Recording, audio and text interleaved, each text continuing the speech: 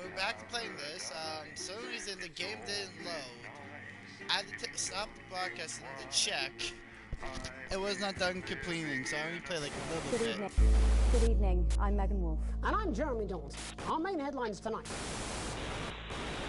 Starting! Every single one of you's a bit Jesus. What a wild ride this has been. That's playing. There we go. The load tape guy is off today, so there isn't one. Oh god. The load tape guy is off today, so there isn't one. Okay. Day 1. Day 2, day 3. An unexpected farm.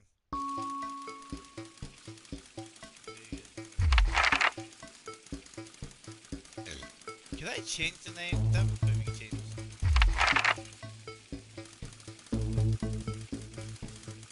I'd be friends. Yep. Help you always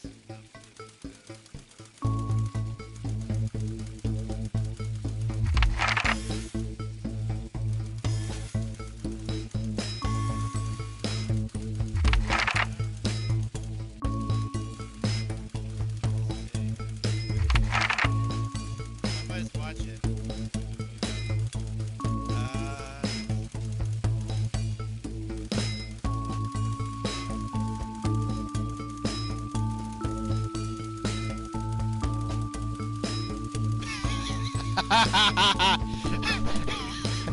Balls!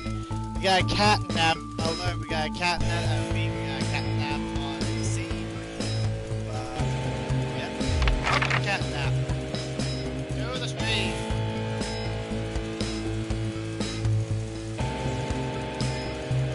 It's good. Not much. It's good with you, cat nap.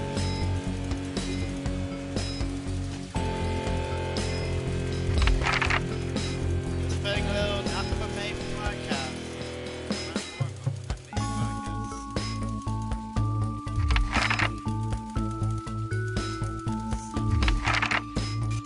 What about you, catnap?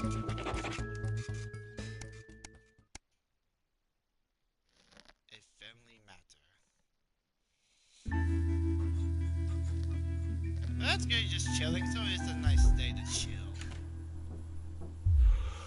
I'm gonna try my best to skip this.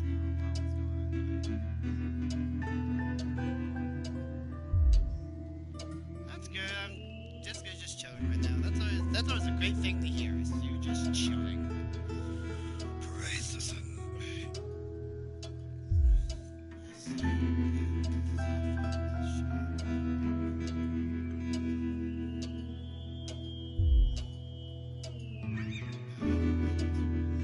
Well, I get a feeling I'm not gonna like this.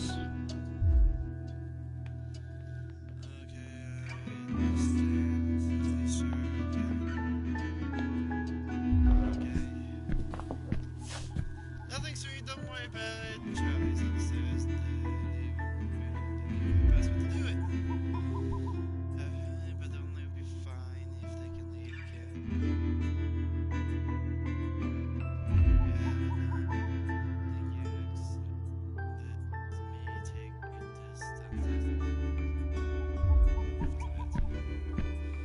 Yes, here, good luck with everything. Bentley Lola Okay, we got a trophy.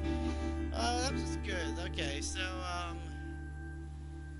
yeah, we're not looking good for the family, but anyways, I'm just gonna get a better view because I can't see from far.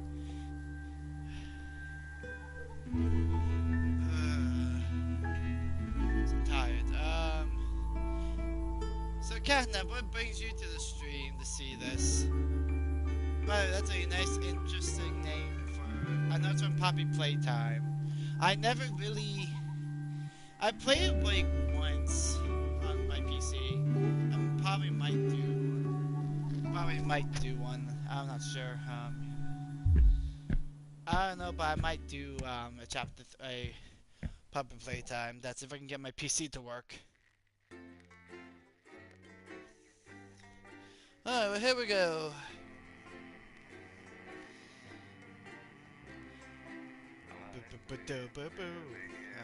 Join our Discord.g.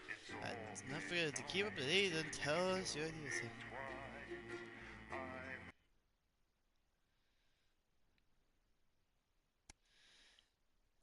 Just bored. You like the first person I saw on my recommendation. Oh, thank you so much. I appreciate that was the first I saw on your recommendation. Thank you so much. Alright, mate, it's Dave. Oh, Christ, it's noisy in here, Jesus. Right, hang on. Let me just get out some flags, darling. Yeah, I'll take that one with me. Cheers. Right, that's I appreciate it. Let's That's get very set up and nice. get on with it, eh? So I Thank can you get so back to much, my Catnap. guests. First of all, let's get the power on. You need to get at least the bottom 4 plugs on. Right, let's load up the adverts. You might want to have a bit of a think about Should we it. play Your this? decisions have consequences, Should we don't play they? safe? Should we play it just to story safe? Should we? Oh, he's gone. Alright, just, yeah, we're gonna do that. We're not gonna play the Mr. Snuggles. And Go-Getters. All Alien James. Crazy now. Crazy now, Professor. Right, you can see they finally got the old headline system up and working again. And the Vision Mixer's already in headline mode because headlines always come at the start. It's really simple, mate. These 2 buttons at the bottom of the Vision Mixer, you can see they now have A and B on them. And they're to help you pick image A on the left bottom screen here, or image B on the right bottom screen here. It's really simple. This little clock here will count down the number of seconds you have to make your decision. Now you're in auto headline mode, so if you don't bother to pick a photo before that clock runs out, the machine's just going to pick one at random for you. I just want to say one more thing, mate. The pictures you choose to show of these people, well, that's how the public is going to perceive them, and that's going to affect their lives. So like with the adverts, choose carefully. And we're off. Good luck, mate. If I get time, I'll get back in the next break. Yeah, I'm coming, darling. Snuggle hugs? That's the bastard. Yeah, I wouldn't get one of those. My friend Janet says theirs gets really hot. Is this Janet who thinks dogs have their own secret language? Yeah, the one that mistrusts the moon. 10 seconds, everybody! Not the best source of consumer advice, then. Don't blame me when it explodes. Going in 5, 4, 3. Time to go over to Jeremy Donaldson for tonight's. Good evening, I'm Jeremy Donaldson. Our main headlines tonight. Destination unknown. At the end of Advance's first full week in office, we ask exactly who's leading this charge. Tonight, I'll be discussing what the new future might hold with a leading economist and radical free thinker. With the Assets and Wealth Act on the brink of raising living standards for the vast majority of the country, See you later, I'll be Catnap. asking Thank my you for guests joining if the we're on stream. the way Hope to you a come new see future. more of the streams. Out with the old, I will be doing Remington more live City streams have more appointed now Sophia and often. Remington But as thank their you for new stopping CEO. by. I appreciate it. Have The a great following day. photo, Take care. taken from our archive, gives us a sense of this influential young firebrand who, at the tender age of 23, becomes the youngest female CEO in history. Sophia Remington has always impressed. She was top of her class at university and graduated with the highest honours, immediately being asked back to lecture. The markets have responded favourably to See you Sophia's later, pal. appointment, with stocks Bye, rising Catnap. 30 points in light of the announcement. In her first press conference this afternoon, Sophia announced a children's toy named Mr. Snugglehugs. Sophia promises it will be all the rage this Christmas, but concerns have been raised about the product's safety. Making a splash, intrepid scientist Dr. David Wong and marine biologist Ingrid Swarsborg Horgensford have today set off to explore Dante's taint. The recently discovered cave system was previously thought unreachable, but thanks to a new breakthrough in underwater flower technology, the pair hope to successfully reach the imposing central cavern and the undiscovered plant species it contains. This is, of course, only the latest in a series of successful expeditions for this unlikely pairing. In a joint statement about the dangers their team might face, the pair stated, "We will face the plentiful challenges together like we always have." Playing the field, rumours abound as sporting legend Johnny Hamsleeves is snapped leaving Bush, one of the capital's hottest clubs. The footballer was caught while out celebrating being named Sports Personality of the Year last week, as reported by this very programme.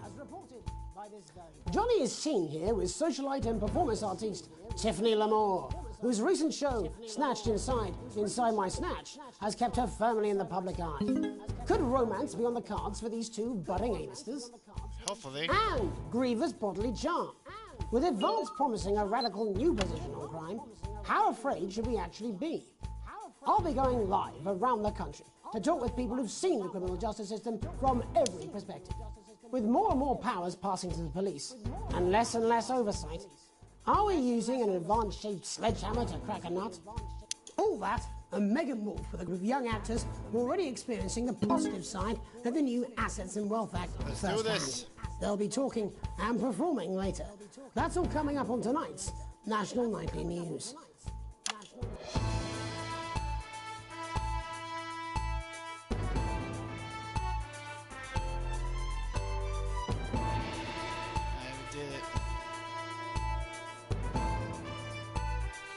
By the way, I will be doing the nights. I should do a stream at night time.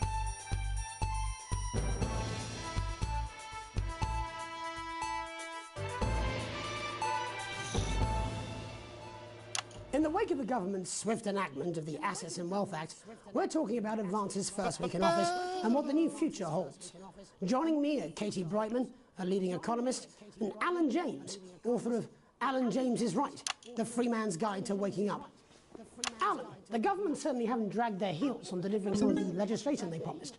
But what does the Wealth Act mean for us? Nothing, Jeremy.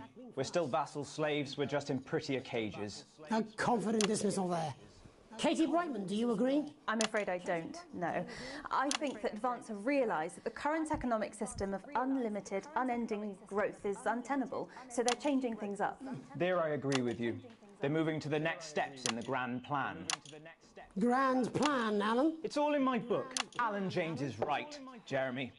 We're to become the great herd, ignorant, sterile and short-lived. That's what they want. Or perhaps Advance have just realised that if we carry on the way we are, we will destroy ourselves and this planet in a mad orgy of consumption, if you'll excuse the colourful metaphor. Yes, orgy is the right word. Only it'll be the overlords having an orgy on our poor broken backs. It's all in my book. Alan James is... Shamelessly self-promoting?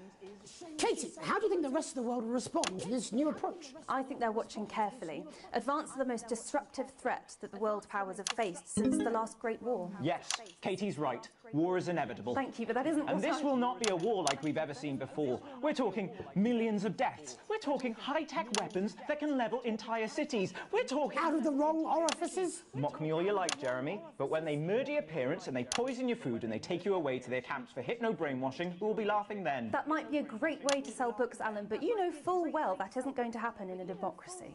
Democracy is dead.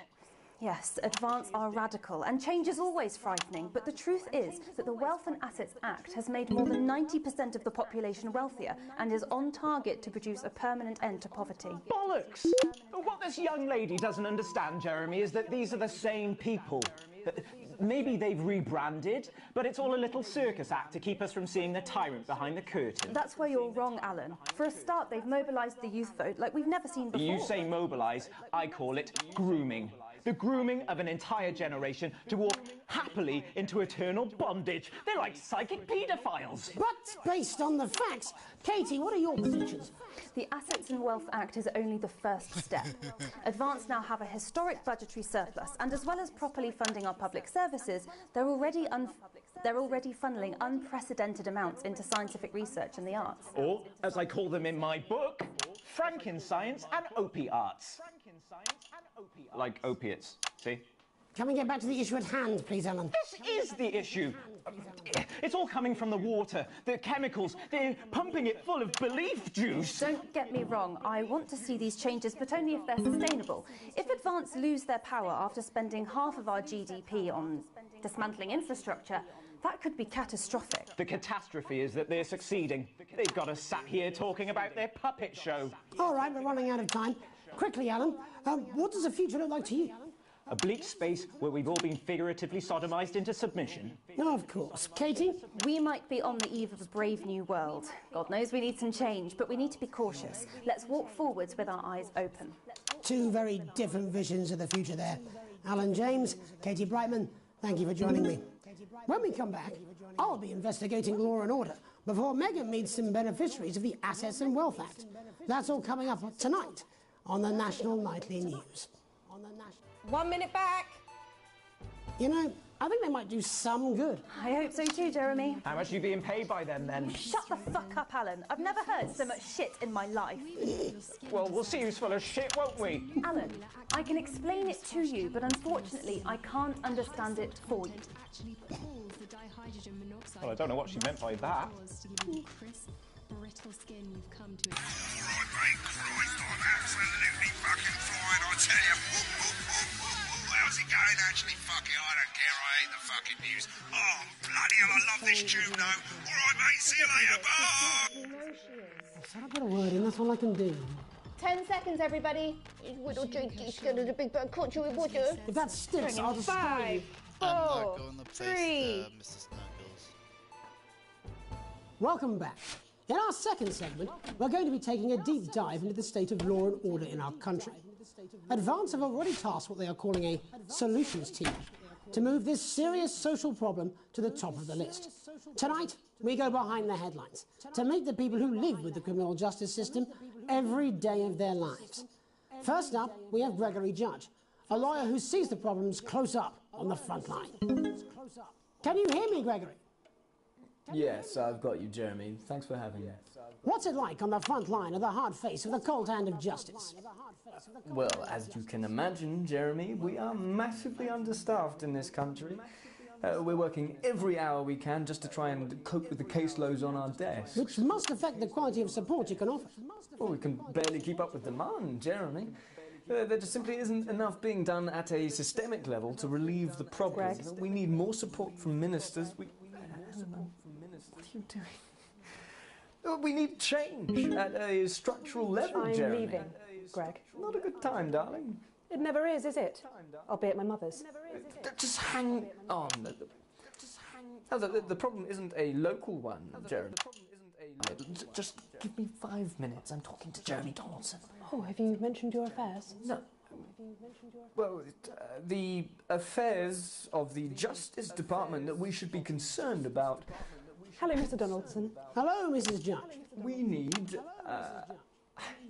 need legislation to relieve the pressure on our public Sorry servants. to interrupt the news, Mr. Donaldson. Can I have a moment to tell my husband I'm leaving him?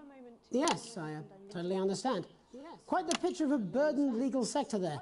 Gregory Judge, thank you for joining us. Next, I'm joined by Police Chief Constable Bob Peel, a man with a very different perspective on our nation's crime. Do you think there's a problem with the system, Bob? I'm sure we all do, Jeremy. I am sure we all long for a return to the days when you could safely walk the streets of your community at night, looking in through windows and generally enjoying your neighbours without the risk of being terrorised by some thug with a knife. Or kosh. So you feel the streets simply aren't safe anymore? Where have we gone wrong, Bob? Well, that's not a simple question, Jeremy, but I think it all comes down to moral decay. We've diluted our culture and lost touch with what it means to be a citizen of this once great country. Also, as the vicar noted in Sunday's sermon, we probably shouldn't have banned hanging. And to what do you attribute this moral decay? Foreigners, gays and gypsies mainly. It's all in the Bible. Look, Leviticus clearly states that... Oh, bugger, hang on a moment. Jeremy, your bloody gimp's escaped. Delia? Delia, could you give me a little help, please, dear? As I was saying, Jesus didn't like immigrants much, did he? And just to be clear, you think it's the immigrants who are responsible for the moral decay? Absolutely, Jeremy. Back in your box, Clive. Back in your box. Delia, I really could use a little help with this. Oh, sorry, darling. I was spaying the badgers. Yes, I'm talking to Jeremy Donaldson. Clive, could you put him back in the box? Oh, Clive, you know it's Wednesday. Can't you go back in your gimp space? And Off you go. whose responsibility is it to make a change, Bob? Well, it is certainly not the responsibility of the decent, good, white people of Darling, this... where's the padlock? Oh, hold on just a moment. Oh, Clive, this simply won't do. Naughty, naughty, naughty boy. Mummy said... Clive, I am not having this again. Mummy said, get back in your gimp space. No!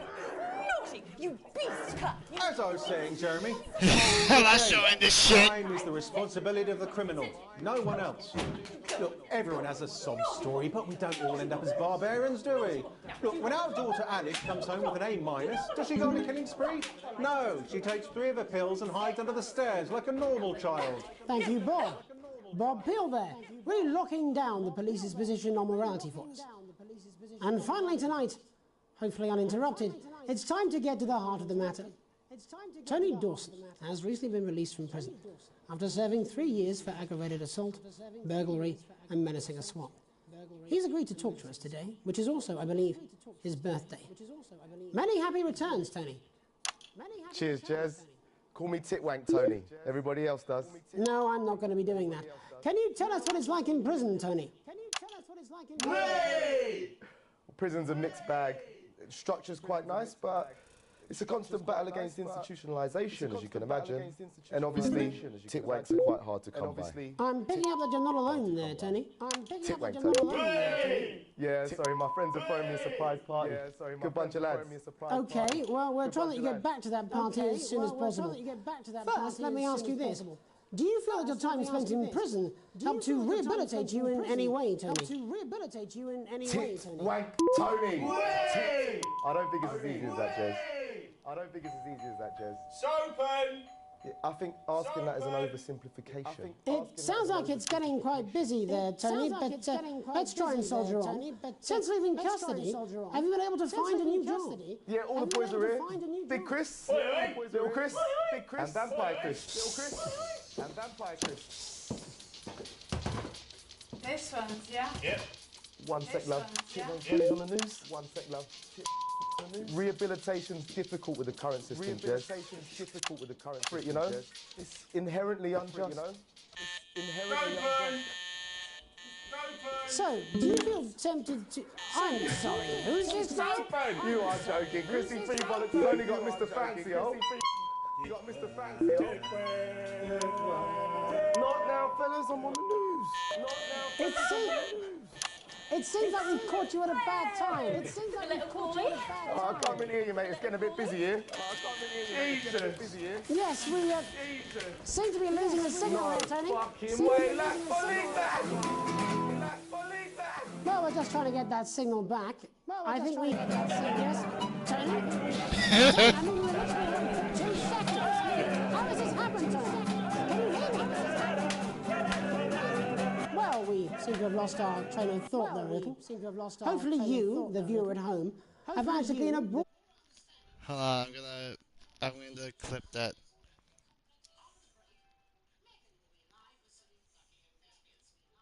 Lucky young thespians. We'll be back. Don't go away after these messages. 1 minute back, everybody. Well, piss off. Mate, I ain't got long and I'm quite drunk. It's been a great night. In this next section, there's a bit of music. If you edit in time with the music, you can see the result on the Vision Mixer, and the public will love that. Don't worry if you don't, though. You won't get punished for it or nothing. Just try and stay in the groove. Also, one last tip. When the music starts, turn down the broadcast volume. Right, enjoy the music bit. God, I love music. God, I'm so pissed. I think I might go and throw up in a bit. In the dressing room, looks right. I've got this. I'm sure he's on his way. Come on, it's welcome back. How hard can it be? This is on you. 10 seconds, everybody. The advance go. You're gonna open on Megan. Camera 2. Going in 5, 4, 3. Welcome's Black. I'm Megan Wolfe, and on tonight's Culture Spot, I'll be chatting with one of the first beneficiaries of the Assets and Wealth Act, a team of inspiring young people from Scritchford Sixth Form College, who today received a grant from Advance to take their play, Hey, Friendship, on a tour of local secondary schools. Welcome to you all. Well, let's start with you two, Harriet and Charlotte Winstanley-Hamilton. Girls, you must be thrilled. We are, Megan. We're overwhelmed, to be honest. And I believe you two are sisters, is that right. Yes, Charlotte's my oldest. I'm the older, more popular one. Harriet and Trey were really the ones who came up with the whole idea. Harry and I were shooting the breeze in the cafeteria, and I said, hey, let's actually do something. So I went to look for a drama teacher. But she'd been laid off due to budget cuts. Fortunately, I directed a pantomime when I was at university, so I knew the ropes, as it were. Right, yes, but you're the maths teacher, aren't you? Yes, that's me, Jeff Algebra, maths teacher. Maths is really important. Oh, thanks, Steve. Maths is really important. Yeah, thanks, Steve. As is theatre. It's one of the oldest art forms in history, Aristotle. I just think that when we travel around all these problem schools and the poor kids see us, they say, hey, I really want to be like those attractive kids. And that's a very beautiful and powerful thing. We touch our audiences and they touch us right back. I suppose with a surname like Algebra, there was really only one choice of career for me. My wife, Angela, and I, we often laugh about it. Angela Algebra. Yes. Angela Algebra. Yes. We just want to bring a bit of song and joy into people's lives. And teach people about the difficult issues. The issues in the play are what really matter. And I think you're going to be showing us an extract from this play, aren't you? That's right. Put into context, I play a young first year who's having some troubles at school. Her character doesn't actually have a name, because in a way she's like all of us. It's like a metaphor. Maybe she's you at home, or like maybe she's you, Megan. Maths is really important. Yeah, thanks, Steve. Put it in, coach. Yes, thanks, Steve. Right, well, I'm going to have a little chat with your teacher while you run off and get ready. I can't wait to see it. Run off and get ready. I can't wait to see it. That's it, that way. That's it, that way. So, Jeff, when did you first hear about the grant? 2 days ago. A letter from Advance arrived at the school. Now, the headmaster thought it was all a prank, but his secretary retrieved it from his bin and brought it to me. How? How did you react? I also threw it in the bin. How did you react? But then, Harriet and Trey rescued it, and they rang the number at the bottom of the page, and next thing you know, we're on tour. Wow. Well, I think we can all guess which way you'll be voting from now on. Do you know what? It's funny, because Angela and I don't usually vote. We're not very political.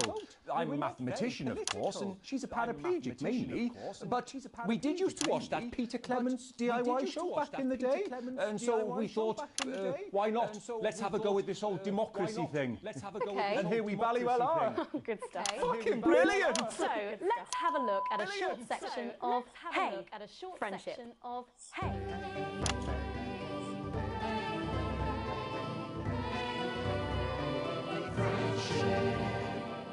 Dear Diary.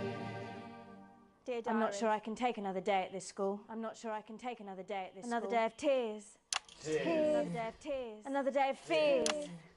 Another day of fears. But still I walk the corridors alone. Dreading what might be around every corner. What's around the corner? What's around the corner? What's around the corner? Oh, hi, Gary. Oh, heavens no! It's Gary the Fist! Oh, heavens no! Gary the Fist! Oh, God. Going somewhere, little first year. Great. I've been looking for some poor victim to bully all morning, but will this make me feel better about my violent father? Excuse me, I'm late for maths. It's my favourite subject. I'm late for maths. It's so important. Bullshit. Maths is for losers. Oh, shit. Maths is for losers. My arm's stuck, coach. Keep going, for fuck's sake. Right. Keep going, for... Maths is for losers. Now, give me your lunch money. Oh, we're choking. We're choking so bad. I don't know if people still use it, but I still use it. I don't care. Oh, this... I like the game. Now, double lunch for me today, but... Why am I only truly happy when I'm eating? Not today, Gary the Fist. Not today. What do you mean not today? Who are you? What do you mean not today? My arm's free, coach. Brilliant, keep going. My arm's free, coach. Who are you to stand up to me? I, Gary the Fist. And you're just a sad little girl with two gay dads who's all alone. That's where you're wrong, Gary the Fist. These are my two new friends. Vanessa is captain of the netball team. And Blake owns a motorbike. But yeah. The one that's tall, that's definitely is gay. But I can't fight all three of you. And I don't have any friends of my own.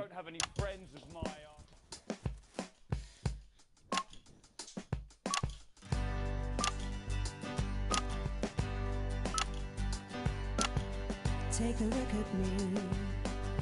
Take a little look at my face. I could be you. She could be you. And you could be me. Or you could be me. Life can be peachy keen if you work as a team. It's my choice to be mean. So stop now, make a different choice. Listen to that inner voice. Hey, listen up, I won't take no crap. Who said middle class girls can't rap? I ain't afraid of your cruel lads. I'm a mother loving rebel, but I still love maths.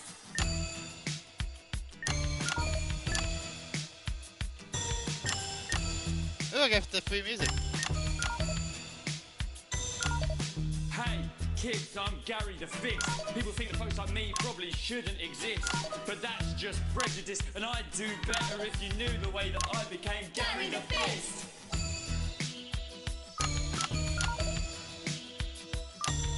I grew up on a council estate. The park was hip, but the flats weren't great. My dad used to come home drunk and late, and he'd hit my mum for dinner, he had to wait. Where's my dinner, woman?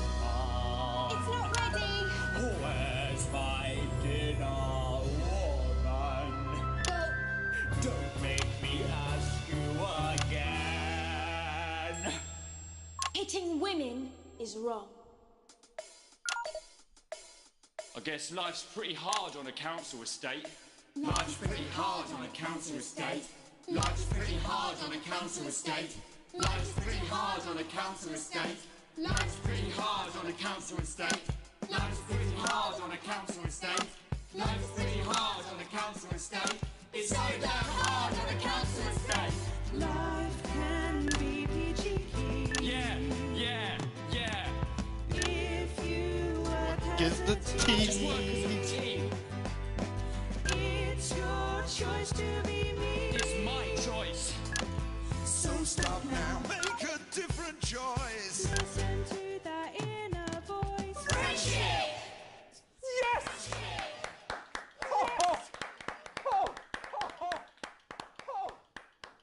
Well, thankfully that's all we have time for tonight on the National Nightly News. Join us tomorrow night for all the headlines from across the country. My name's Jeremy Donaldson. Have a peaceful night. And we're out. Oh, that was brilliant! What the literal fuck was that? I believe that was art. I believe I've got a 14-inch cock, but it doesn't make it so. I have a similar belief about an adequate paycheck. Oh, someone please get these twats out of my studio. I got A+.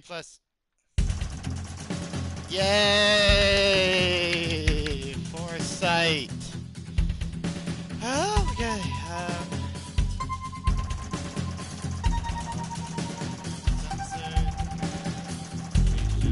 Yay! Back. Oh, guess more to bring depth share.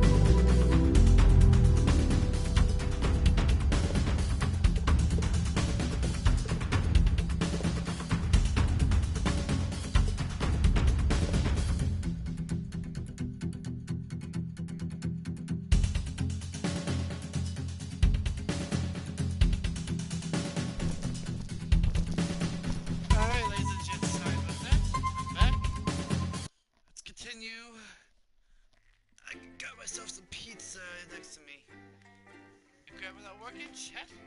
The power on.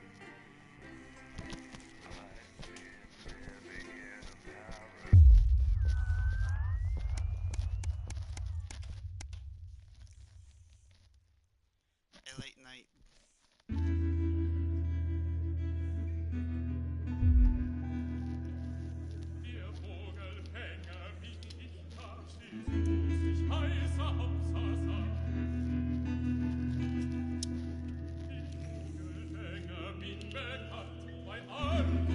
I will be doing a live stream with my friend where me and him play Dark Souls together.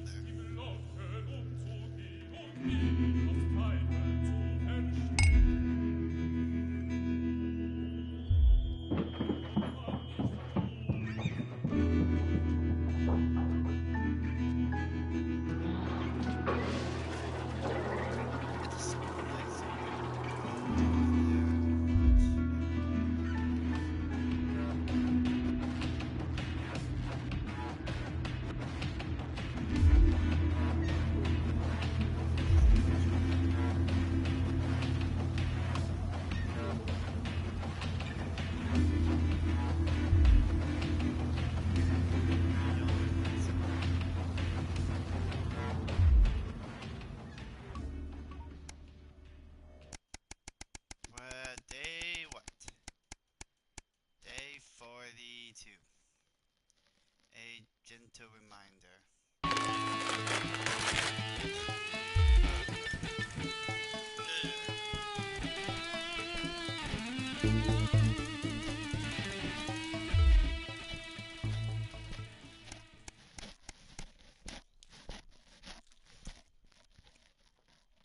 Anti-Christmas.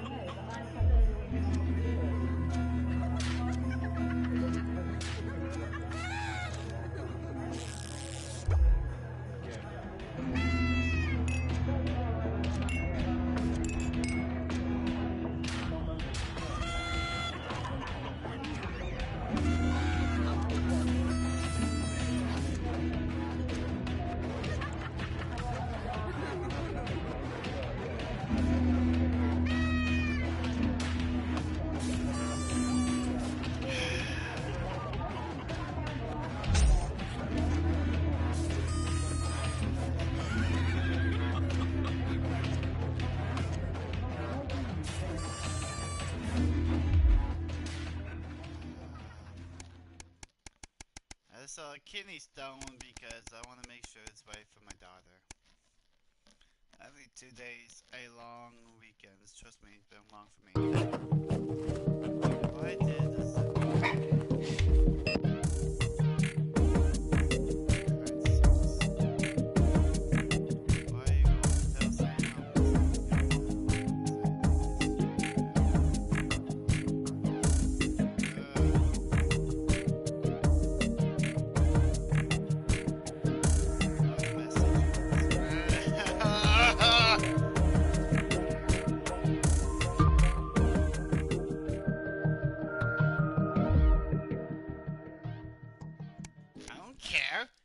I deserve this week. I unwalk and we turn. Oh god.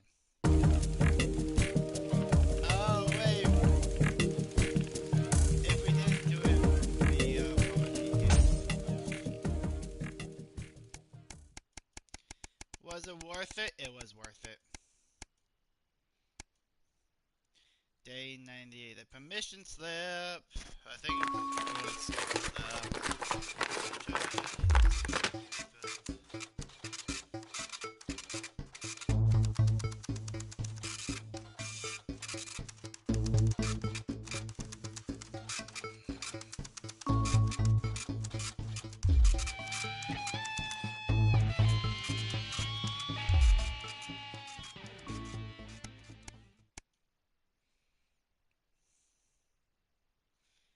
ticket.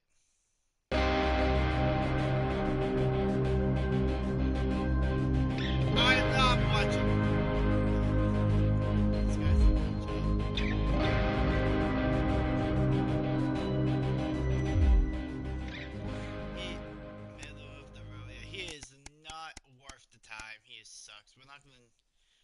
Okay, so this game has 14 endings actually. You can do B1. You can join the government, like you can like help the government, or you can help Alan is always right with the stuff.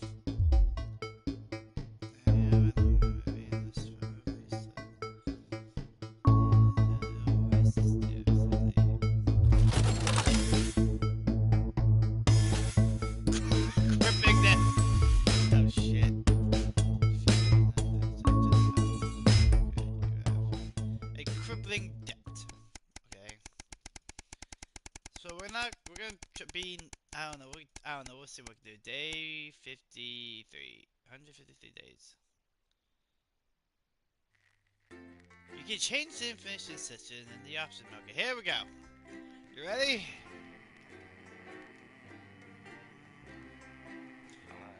Okay. I will be doing a later stream though, so...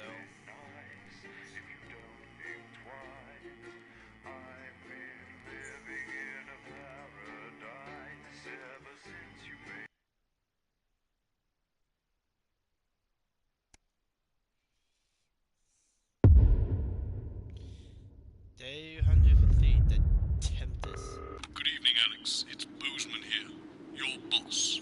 While you're powering up and getting the adverts loaded, I thought I should just tell you that we've had one of those public information films from the government, and it's mandatory that you play it. You still have a free choice for the other two, so read those tape labels carefully, but make sure you play the advance advert, preferably at the second break. Right, that's the lot. Have a great show.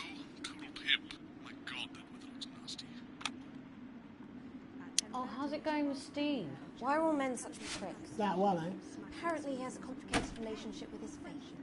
No. Sorry, are you saying he chose his imaginary friend in the sky over you? I don't know why I talked to you. It probably is a really awful date. 10 seconds, everybody. Like I said, all of you. Did your personality accidentally slip out? Pricks. Going in 5, 4, 3. Good evening. I'm Jeremy Dawson. And I'm Megan Wolf. Our main stories tonight. Uncooperative. A mysterious symbol has appeared overnight on thousands of buildings throughout the capital. Tonight, in an exclusive live interview with Prime Ministers Julia Salisbury and Peter Clement, I'll be asking what this mysterious symbol might mean. Critics have been quick to dismiss the graffiti as a publicity stunt, or an act of frustration by a tiny, disorganized group of those who will never, under any circumstances, be content. We shall overcome. Trapped in Dante's taint for more than a month now, doctors Ingrid Svorsborg and Horgensvord and David Wong announced today that they're considering 2 possible options. With 2 of the finest minds in science working together, hopes are still high for the eventual return of the team to dry land. While both options are still on the table, support seems to be growing for a daring escape attempt. If a group of fungus experts can't fix the most advanced craft ever conceived by man, then who can? As the last Mr. Snugglehugs is found and destroyed, we ask... Hold on. I want to go to game. I can do custom. There was something. Continue. Auto headlines, auto sensor off.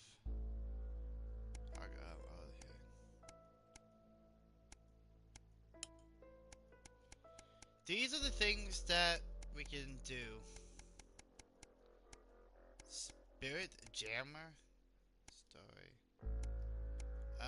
Let's do electrician. Pretty much what electrician is gotta be careful what we hit. So we're gonna do that on easy. Snuggles. You will see where those are.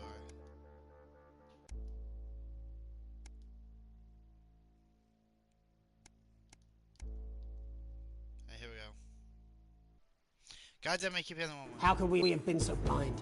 Fortunately, this station wisely chose not to advertise Mr. Snugglehugs, and the subsequent disappointing sales turned out to be a miracle, as only 7 children were horribly injured by the lethal toy. How much worse could it have been? Thankfully, we'll never know. Julia Salisbury, who mobilised numerous government resources to recall the product immediately after the first blindings, said today that the new Advance mark, which must be earned by all new products, would be a 100% ironclad guarantee of safety and quality. Table for two. Johnny Hamsleeves and Tiffany Lamour were spotted having a private moment out at lunch today. The popular couple have certainly been on a roller coaster since they started dating late last year, and this image is sure to place them firmly back in the tabloids. Could we be on the verge of the biggest celebrity wedding since professional wrestler Randy Grizzlenuts McFridge married his longtime tag team partner Tina Tiny Hands last year in a wrestling ring made entirely of cake? Is this once celebrated role model about to become the bad boy of sport? And onwards and upwards. In an attempt to put the Mr. Snugglehugs disaster behind them, Rimington's Fist CEO Sophia Rimington today announced a brand new product that already has the markets buzzing with interest. This groundbreaking product came as quite a shock when it was revealed earlier today, though its critics are sceptical that the young CEO can fulfill her promises. When only a Flard will do, you need the Flardmaster 5000. That's the slogan accompanying the announcement that has rocked the construction industry this morning. The breakthrough device for aiding in installation is sure to change the way we see the humble Flard. With that exclusive Prime Ministerial Inter coming up later. And our very own Patrick Bannon live at the first annual Sports Board final. You won't want to miss a second of tonight's National Nightly News.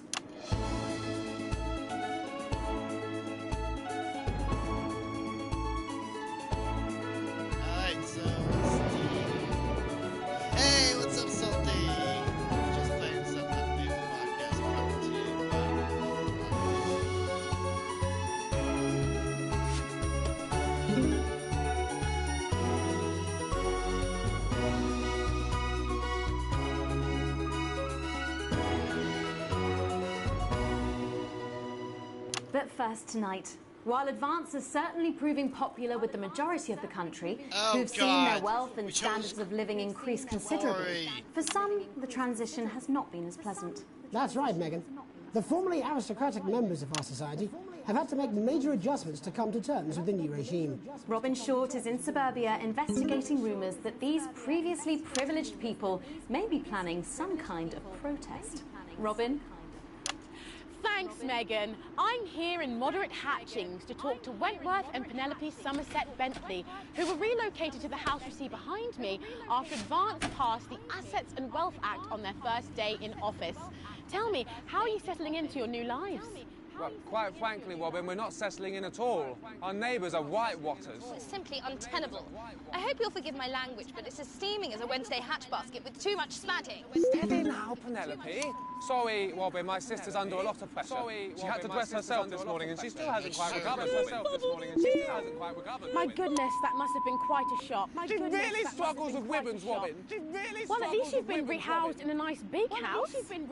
Big house? This grubby little gaddis spat only has one staircase. And the breakfast room and the dining room in the same bloody place. Imagine that, having all one's grub in one room. What room, Robin? So what would you say to the people that feel that your family has had it far too easy for far too long, and that these redistributions are both fair and just? I hardly think we've had it easy for fussle's sake. Only one of our swimming pools was even heated. But realistically, what can you do? Well, you've asked the right bloody question, Robin. Thank you, Wentworth. I wasn't the youngest ever editor of the Swinstead Middle School Inquirer for no reason. I think our toilet butler was from Swinstead. I think our toilet butler was from Swinstead. I wonder what happened to him. I wonder what happened to him. Daddy tried to shoot him in the buttocks and he ran off into the woods. That's probably my last happy memory, Robin. That's probably my last happy memory, Robin. Tragic, but what can you do? We will rise and rebel. We wage war on our revolting rulers with righteous words and rebellious writings. Our best guess in our quest for redress is to divest our breasts and undress bare chests. Is he laughing? Daddy! Please don't do that. We can't show this on the news. Please don't do that. We can't show this on the news. Tilly! Get the dog! Tilly's our mummy. She's proper good. Tilly's too. Well, at least you are showing some shame. Free at last! Somerset Bentley, glad to meet you. See the protest He can't hold it. already? Nice sharp work, boy. Thanks, Daddy. He gets that from me, you know. And forgive me, what are you trying to achieve here? We just want to be footing well heard. That's all. Language, Penelope. We are nude, not rude. Sorry, Daddy. We want the world to realise we won't roll over and run away. We will revolt. We will rise again. Yes, we bloody well will. Stuff and people. Are you okay? Shut up and get your Well, Jeremy, Megan, as this ends one of the topics, it's back here in the studio. I'm Robin Short, struggling surreptitiously in moderate hatchings. Thanks, Robin. Well, that's certainly a story we want to be keeping an eye on, eh, Megan? Speak for yourself there, Jeremy, but I've seen enough shaft work to last me a lifetime. I'm sure you have. But can a naked protest movement ever really catch on? It doesn't seem like the way we do things in this country. But as I'm sure you're aware, Jeremy, this country is becoming a very different place. Yes, but seriously, who's going to run around naked in our weather? Oh, hopefully not you, Jeremy. Yes, well, there wouldn't be enough canvas for the slogans. When we come back, our very own Patrick Bannon will be live from the Sports Board Finals. Stick around, you won't want to miss it. We'll be back after these messages. 1 minute back. Oh, sorry, I'm busting. Oh. She's funny. Yes, I know. I think it's very endearing. She wants your job. She's welcome to it. Why is it raining on my desk? Alex, Bozeman, we're getting reports in that naked protesters might try and spoil the sports board final by waving their fleshy bits about. Try and make sure you don't broadcast it. It's 6 p.m. for God's sake. No one wants to see fannies on the news. Bozeman out. Looks so nice out. Oh, God. Oh,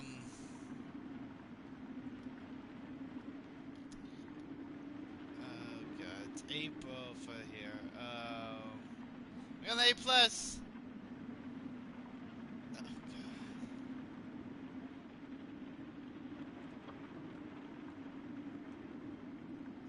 Oh, God. Well, that's what it says. Yes, I understand. I always say welcome back.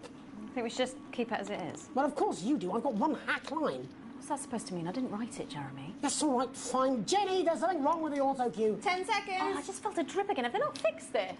Want to see us fry? It's good for the ratings. 5, 4, 3.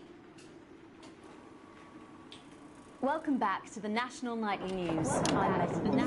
Coming up later, we'll be speaking to the Prime Ministers about their exciting new healthcare facilities, transition centres. Nice to see they care. You're absolutely right, Nice to see Jeremy. they care. But first, we're going now to our own Patrick Bannon, who's reporting live from the finals of the new game that's gripping the nation, Sports Board. Patrick? That's right, Megan. You joined me live here for the final of the first annual Sports Board Championship. It's been a hotly contested competition so far. I think it's fair to say these two have been dancing around each other all season. First up, we have Ellie Striker. She's the more experienced of our two players today. Striker has got an accuracy of 7, a danger rating of K, and a 12-month driving ban. Striker's known for her signature move, the Orangi hamster. And facing her tonight, hoping to prove himself with a career record of 12 outs, 14 finishes, and a divorce pending. It's Mr. Wingspan himself, Tommy, the fingernail Harris. Just waiting on the ref now. The slapping ceremony is taking part. Still going on. And, Striker, of course, first to start as she won the trivia round earlier on by some margin. Harris, perhaps the brawn and not the brain. Stupid. Eddie Striker. Nice start there from Striker. She's determined not to let the nerves show. Not after last time. On to Mr. Harris now. Tommy. Using his arm to pick up the ball. Not a bad shot there from Harris. From back to Striker. For shot number 3. All right. She's gone to sort of throwing under her legs. Not bad if you ask me. to Harris. Bit of business with the ref, but it got sorted out. Bit of business with the ref, but it got sorted out. Back to Harris now. A ball in the hand is worth 2 in the bush. Back to Harris now. A ball in the hand is worth 2 in the bush. We're back. I'd say that's fair, but what do I know? I'd say that's fair, but what do I know?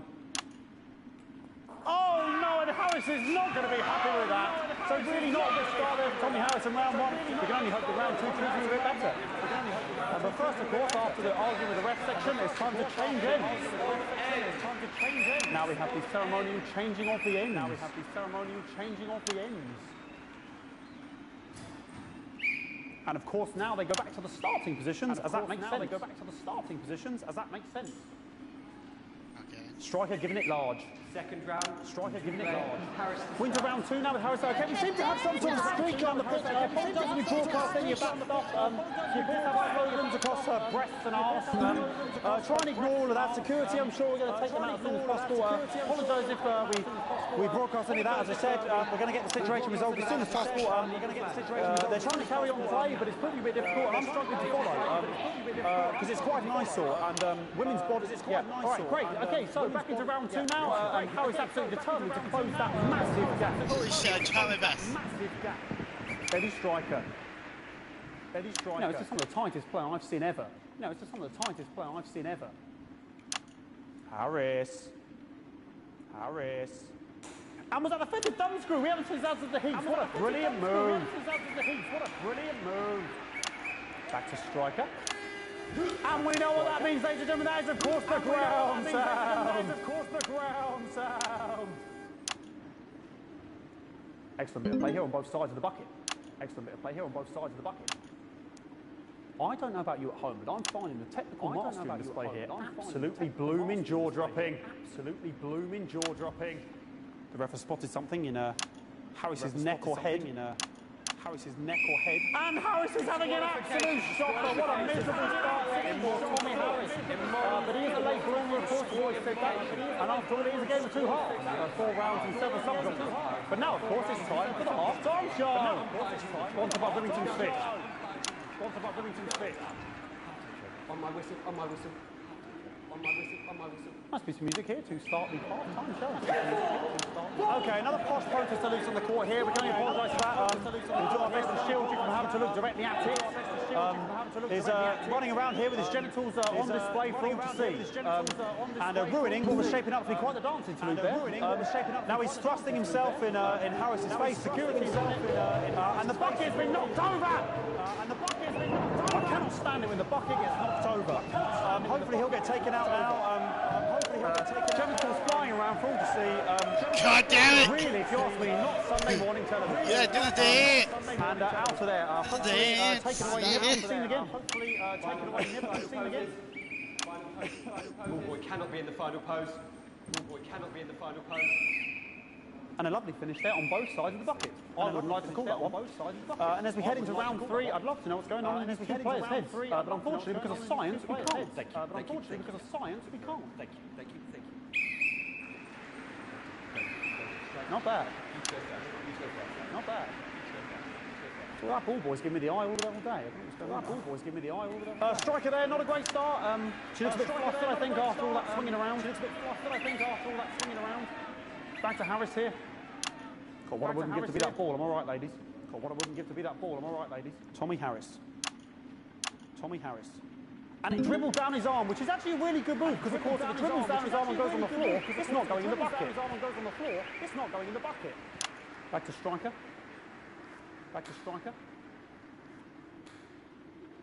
And Striker's gone for the animal bonus there, but of course perhaps and yes, Harris has counted with a tiny bell. That is wonderful play. Of course we've seen that before. Look at her face, she is absolutely gutted. What a mug. That could have been the clincher. What a massive shame. Harris to serve now. Harris, of course, undefeated by Kestrel in his last 4 battles. Here we go. Tommy Harris. That's all right. Not bad there, he threw it quite far away from him, which is quite a good idea. Very clever there. Perhaps a little contact, a caution from the referee. Who's been, if you ask me, a little bit harsh. Ellie Striker. And she's let the nerves get to her. What the hell was that? You came to see it, don't you? You cannot believe it. Oh, for God's sake. Okay, like, I'm off the mess now. I don't know what I can be doing about this. I mean, it's sort of breasts and genitals for all to see. I mean, there's only so much I can do. They're sort of everywhere, aren't they? I'll try and carry on. The players are trying to carry on, but of course it's difficult because these protesters are... As soon as we can carry on with the match. What is going on here? Yes. We want our money. Yes, very good. Take them away. Bloody wasters. Absolute wasters. Bloody wasters. Absolute wasters.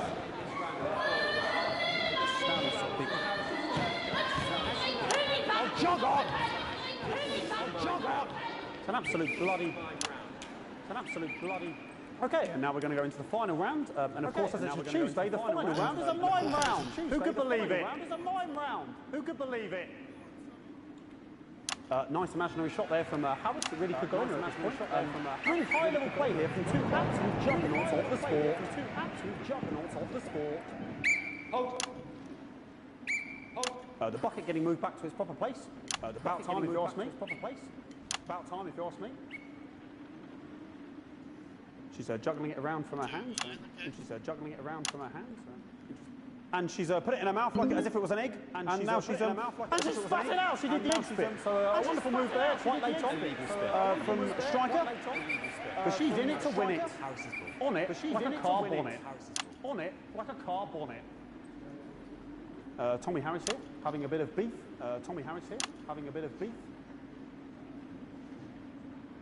And he's peeling it as if it were a banana, which is an interesting move. Not sure if he hasn't had his potassium or what's going on today. And he's trying to... And the banana was the ball! And what a fantastic move there from Harris. Unfortunately, that is the end. What a pathetic end. That is over. How can he look at David son of the face tonight? What a lump. We just have to wait for the referee now to announce it to make sure it is all official. Contestants in, please. Contestants in, please. And the winner of the first annual Sports Board Championship is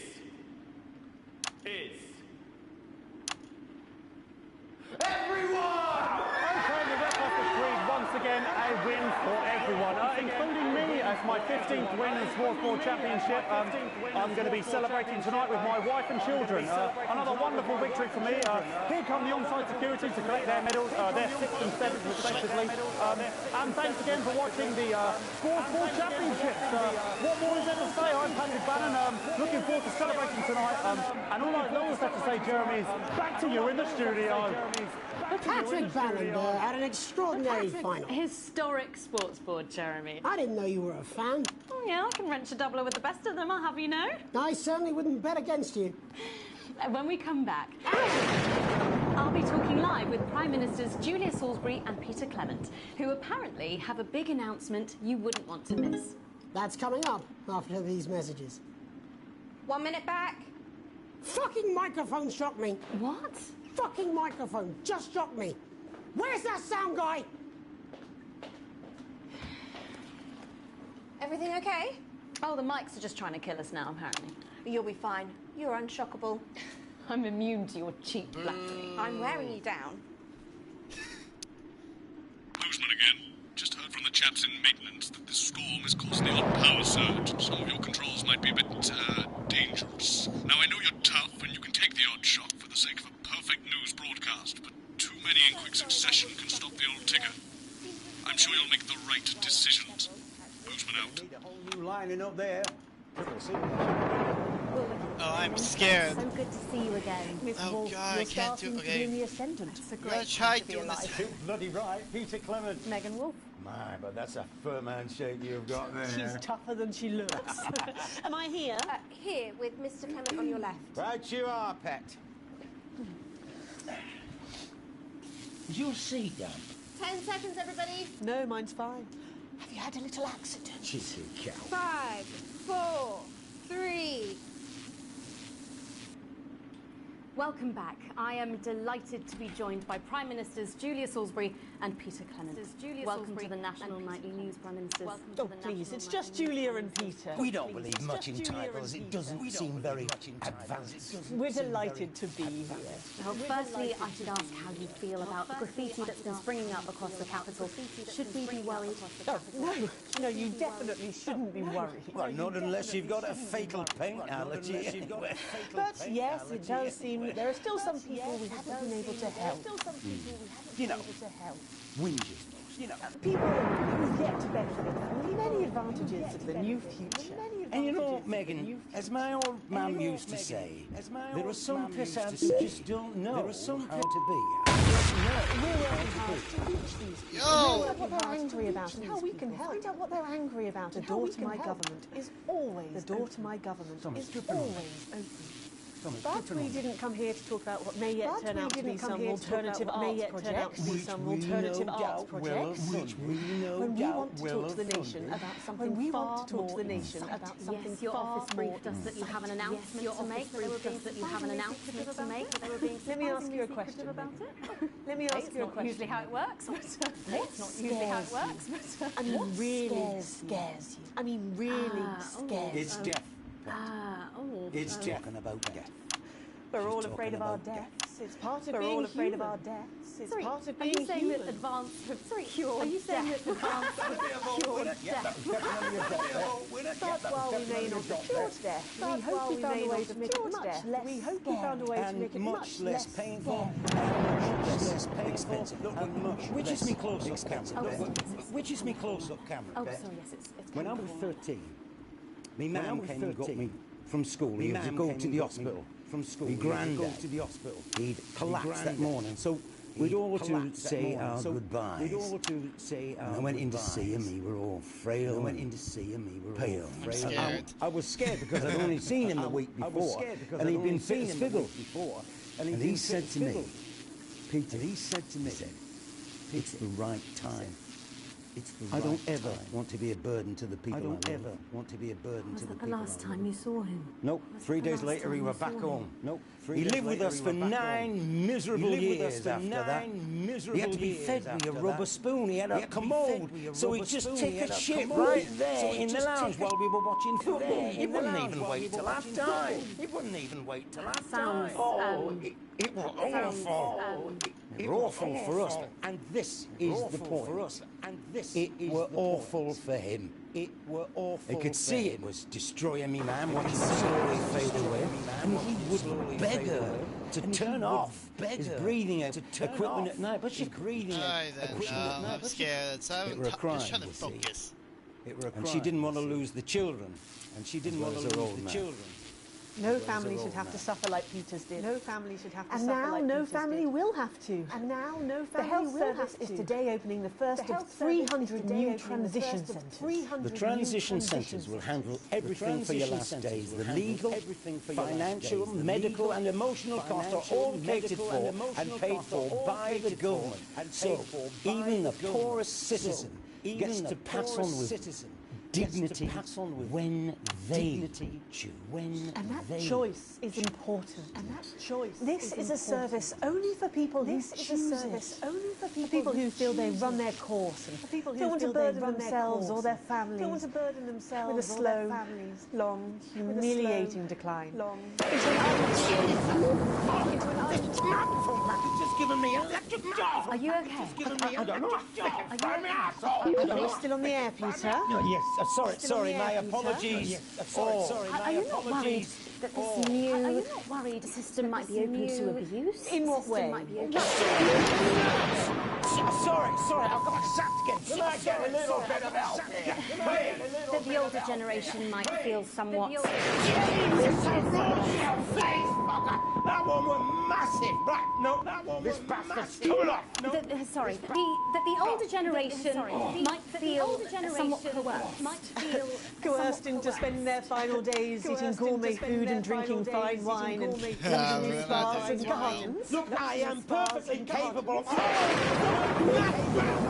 with a rusty twat. Prime Minister, please watch your language. For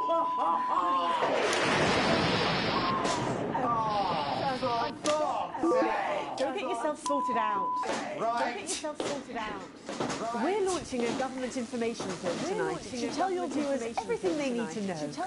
You really do move at a breathless pace. You really do move at a breathless pace. You've yet to be in office a year. Megan. Yet to be in office. We're only getting started. We're only getting started. And on that note, thank you both so much for being here. Thank you both so much for being here. Right, yes, that's all we have time for tonight. Thank yous go out to our guests. Congratulations to all the winners at the Sports Board final. We'll see you tomorrow night at the same time. My name is Jeremy Donaldson. You can have a peaceful night. You can have a peaceful night. And we're out. Good job, everybody. So they just... The same I suppose there's any way this could be a good thing. That's why I was transitioning.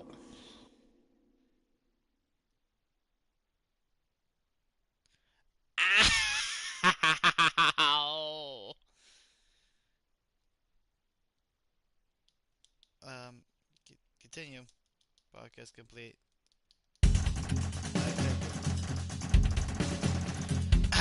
Ow. We just got shocked. We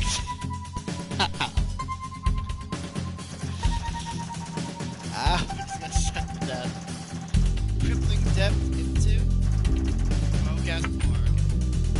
PC.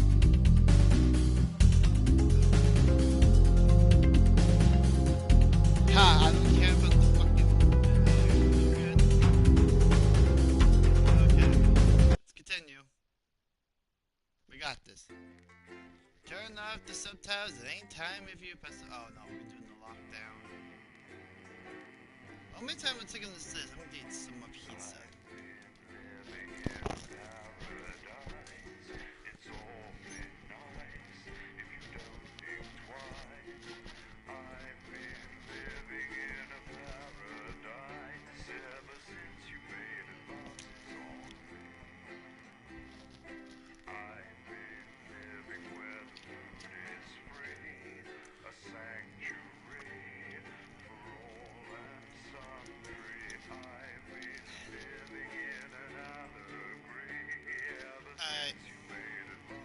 We just got shocked and we went to the hospital.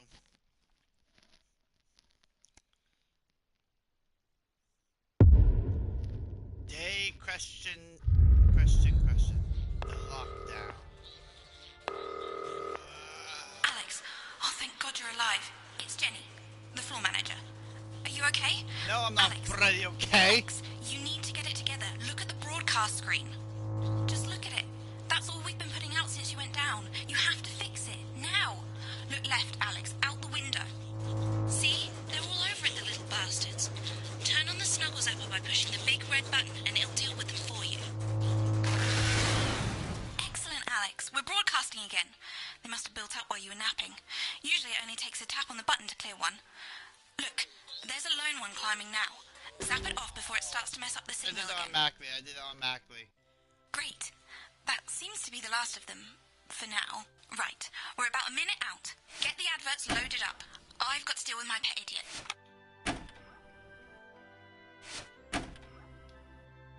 Well, in a few moments, we'll be going live to the National Nightly News. But before that, let's take a look at what's coming up.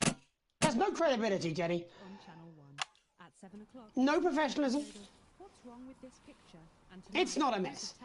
Everything is where it should be. It's ramshackle and characterful, and I expect you to know the difference. That's followed at 8 p.m. by a... Of course Megan's place looked lovely, but I can't see it, can I? Thanks, Jenny. How's lock-in with the boyfriend going? Decided to take his chances on the wild streets, eh? Rather than endure another romantic comedy. Electric Fever Dream, starring Lawrence Blunderclatch as Helen... Jeremy, Jenny says your hair looks stupid. Yes, I can hear her. As she says she's not talking to you. Yes, I know, I can hear her. Shall I count us in? Make it so. Okay, 10 seconds. Break a leg, everyone. Preferably a furry one. It's the National Weather Report. 5, 4, 3... It's time to join Jeremy Donaldson. Good evening, I'm Jeremy Donaldson. And I'm Megan Wolfe. Our main stories tonight. Snugglefuck? It's been almost 5 weeks since all the Mrs. Snugglehugs toys woke up simultaneously in factories worldwide and began searching for their husbands. The Mr. Snugglehugs were so short-sightedly destroyed. And now, as this photograph suggests, they may be changing tactics. Built to surprisingly traditional gender stereotypes, the Mrs. Snugglehugs have been arming themselves with a variety of household implements. All the more reason to make sure that cat flap is taped up good and tight. This frightening new development means that even those previously thought to be relatively safe, like the young and fit, must take care to watch their backs and keep their ears open for the soft steps of sinister feet. Going stir crazy, with no signs of Mrs. Snugglehug's batteries running out and the government lockdown now in its 31st day, domestic relationships across the country are taking some unexpected turns. Dramatic reports are beginning to emerge of uncharacteristically bold behaviour in homes across the country. And we're not talking about the model planes that occupy so much time in the Donaldson household. With dating options limited, many house sharers, in particular students, are finding solace in co-tenants they'd previously rejected as unfuckable, indulging in an activity that has become known as snuggle tugging. Going it alone, popular crustacean Johnny Hamsleeves is back in the news today as his astonishing photograph that he leaked himself shows exactly how he's been spending his lockdown. It seems that when the lockdown was announced, Johnny's long-term partner, Tiffany Lamour, was busy in the capital preparing her new show, Chocolate Clit Bombs, for its now postponed grand opening. Let's hope the exhibits don't melt. Being locked in alone seems to have made poor Johnny realise the empty pointlessness of the professional sportsman's existence. A life that, while no longer bringing great wealth, still offers vacuous conversation, narcissistic wives, and an utter lack of social importance. Let's hope he doesn't run out of toilet paper for those tears. The shape of things to come? In their own version of a lockdown for more than 45 years now, the descendants of Doctors David Wong and Ingrid Svorsborgen-Horgensvoord and their unfortunate team today managed to get a personal statement to the surface using flagellized imaging equipment. Many of the Svorsborgen-Horgens brood, as they've come to be known, have certainly captured the public imagination, with a recent vote naming Helvetica Svorsborgen-Wongensvoord the most likely to survive a massive electric shock. Greetings from Dante's Tate, or as we say down here in the family, many mushrooms to you. I don't know what a Mrs. Pluckless Plug is, but they sound like they're causing you guys real problems. We've been trapped down here for 8,961 days now, and all I can say is I sure am glad Mum and Dad chose not to get on that escape craft. Since they grew me and the rest of the family, we've been getting on famously, and sometimes Mum stops crying for upwards of 20 minutes. Also, it turns out, at push, you can eat flards, if you can handle the stomach cramps and the amnesia. Greetings from Dante's Taint, or as we say down here in the family, many mushrooms to you. It's hard to believe they've been down there so long now. But everyone knows time moves differently underwater, Jeremy. That's why baths take so long. That's right. And as anyone will tell you, the deeper the bath, the quicker the relativistic forces of temporal causality will have a measurable effect upon the fixed dimensional parameters of your environment. Yes, I've said that many times. Papers, please. With the lockdown becoming ever more rigorously enforced, having a passport is becoming increasingly important, Alex. The government caused controversy today by announcing a fresh charge of passport fraud with an imaginative form of punishment for those found guilty of this brand new but incredibly serious crime. The international community have been critical of Advance's decision to begin branding those found to be abetting passport fraudsters. The red hot metal may seem painful, but I'm told it's actually preferable to most music currently in the charts. And Advance speaks out, with the snuggle struggle proving a test to governments around the world. Advance HQ released a curious statement this afternoon. In the accompanying release, they asked us to stress that they have been listening and that this should be taken as a response to how the people really feel. We've certainly done our bit on this show to contribute to the political climate. But let's not forget, how we behave in our home lives is what really matters. Let's hope it's not just me who filled out that questionnaire, Jeremy, or we're all in trouble. Let's play that statement. Good evening. In these difficult times, it's important that we all feel united, that we're all in this together. And for a short time, we must bear significant change. To help myself come to terms with these tough but transitory times, I've written a list of things that are just as temporary as all of this discomfort. I thought it would be helpful to share my list with all of you. Christmas with the in-laws. Your child's school play. Youth. Beauty. That phase you still don't talk about. Your New Year's resolution. Your husband's hairline. Your waistline. Your term in office. Your fleeting lifetime. And all of human endeavour. I hope my relatable list has allowed you to find reassurance, to know that just as these things pass us by, so too will this crisis. Together we will endure, as we always have. Thank you. Delectable stuff. Tonight, Jeremy will be catching up with brave roving reporter Patrick Bannon, while I check in with two friends of the programme who find themselves stranded at opposite ends of the country. And then, in part 3, there's going to be a quiz. Presumably because there's nothing more important going on that you might like to report on if you were, say, a news programme. And in a moment, we'll both be asking Sophia Rimington how such a trusted brand can have made such a terrible manufacturing mistake. With what it describes here as help from popular psychic scientist Delia Lywell. Oh, I like her. No, you don't. Why do you do that? That's all coming up on tonight's National Nightly News.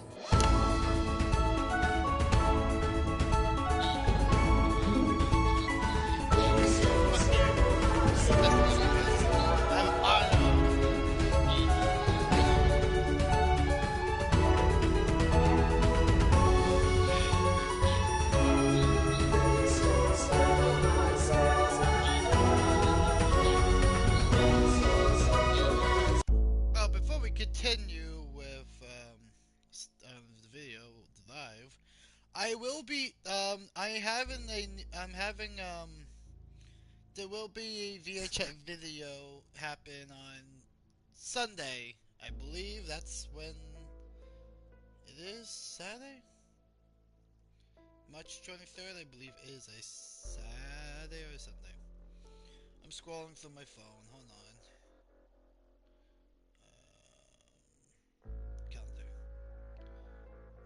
Oh yeah, Saturday on the 23rd will be Tabby Remastered. I haven't forgotten about the Tabby. I've just been busy with a lot of other things lately, and I know my couple other community posts says that which I asked you guys, which one do you guys want to see or remastered? If I can find that, 70% people voted for Tabby Remastered. I'm impressed. Yeah, so yeah, Tabby will happen this Saturday. The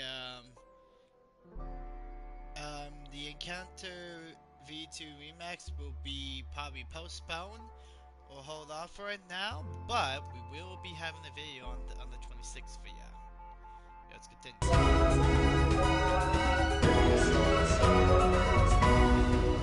First tonight, how did we get here? Where are we going? And most importantly, who's to blame? Joining us from her ranch in Arlingsfield, Milkirky is the CEO of Rimington's Fist, internationally respected business Svengali, Sophia Rimington. Thank you for having me, Megan. I'm a huge fan of your work. And from a crystal healing laboratory, what I assume is a garage in Upper Lowington, inexplicably renowned psychic scientist, Dr. Delia Lywell. Thank you for being here. Thank you for having us. Sorry, us? Myself and the eminent professors. Is that what you call the voices in your head? The voice seem to attract dead scientists. I don't really know why. The money? They express themselves to me through ethereal algebra and quadratic predictions. It's all very technical. No, it isn't. I concur. Miss Rimington, the entire Snugglehugs range will surely go down as the biggest public relations disaster in history, won't it? Well, of course, that's one world record we would never have sought to claim. What can you say at a time like this? There is only one thing that can be said. I'm sorry. We're sorry. From everyone here at Rimington's Fist, but especially the dedicated inventors and world-beating engineers at Rimming Toys, we are deeply, deeply sorry. Who could have predicted that letting a child's toy learn how to love could have such unforeseen consequences? Mary Shelley? We see you, Sophia Rimington. You are preening by a metal vessel, and where you venture, you will see neither land nor sky. Is that supposed to be the future? Only the past is concrete. I remember being a child in my grandpa's workshop when he made the first dancing hangman toy. He put it by my bed, and when I couldn't sleep, I'd wind it up and let it go, and I'd watch that happy little executioner just wiggle and wave his shiny noose and dance before my eyes. Grandpa sold thousands of them, on the quiet, obviously. And he used the money he made to found Rimming Toys, which is now just one small part of the global supermassive megacore that is Remington's Fist. Sadly, we lost Grandpappy along the way. He died in a fire at the preschool tobacco factory, another one of his pet projects.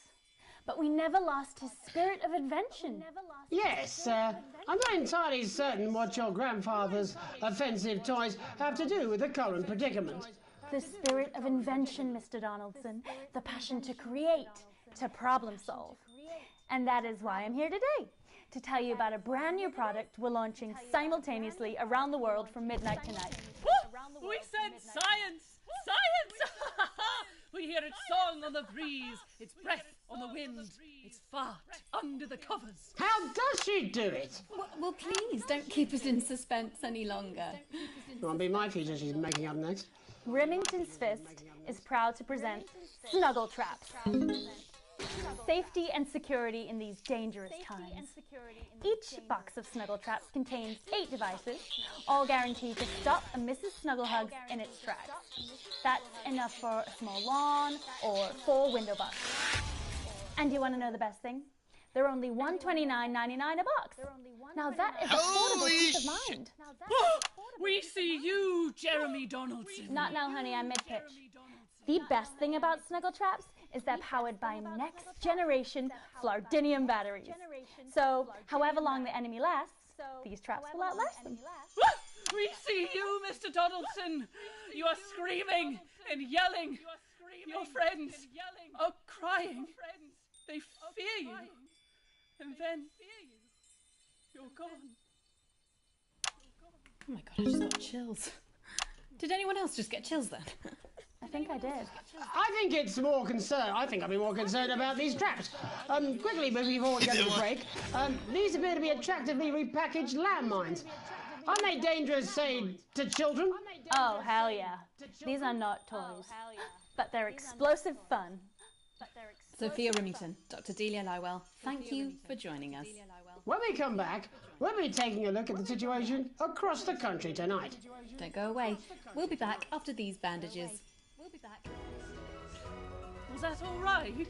Oh, yes, Doctor, that was exactly what we did. She seems very nice, that young Miss Remington. I think she'd make an interesting dinner guest. Do you think so? I think I'd rather spend the evening shoving Delia's sacred crystals up my sceptical arsehole. Hello, mate. It's Dave. You're not going to believe this, but I've decided to come home. Listen, I'll call you back at the next break and we can talk about how I get me job back. Cheers, Alex. See you, mate. Safe, protected, but happy, positive environment. Look, they're rafting. That looks like fun, doesn't it? Yeah, well, it's been a long time coming. Oh, exactly. You said it, I've said it. You're right. He must know. He's not Oh my god, this is giving chills. I just don't want it getting back to him that it came from us. Hey, no, Jenny. You're not backing out on me now. We're in this together. Get him. I've got no idea how old he is. 40? 17? Yeah, ready. Okay, coming back. In 5, 4, 3... Welcome back to the National Nightly News. I'm Megan Roos. Now it's time to take a trip around the country to hear how the lockdown might impact the nation from some friendly places. Joining me are respected academic Katie Brightman and author of Alan James's Kites, Alan James. Thank you for joining me. It's a pleasure. Thanks for having me, Megan. Thanks, Megan. It really is a pleasure, Katie. I enjoyed our little heated encounter. I wish I could say the same. So first off, Katie, how are you coping? I'm holding up okay. The lockdown directive was so sudden that, like many people, I haven't been able to get home. Oh no, what happened? I was staying at a hotel after an international policy convention, and we had a particularly heavy night out. You know what economists are like. Notoriously hate splitting the bill. And I overslept, and as you can imagine, I've been here ever since. But there are certainly people much worse off than me. Exactly. My tour has been cancelled indefinitely, and I've had to refund every single ticket, even the cheap seats. Oh, Alan, I'm so sorry to hear that. Yeah. People are being quite rude about it. They don't seem to realise of... Okay, I am just getting shivers down my spine. Okay, hold on, I need to grab something on there quick. Hold on.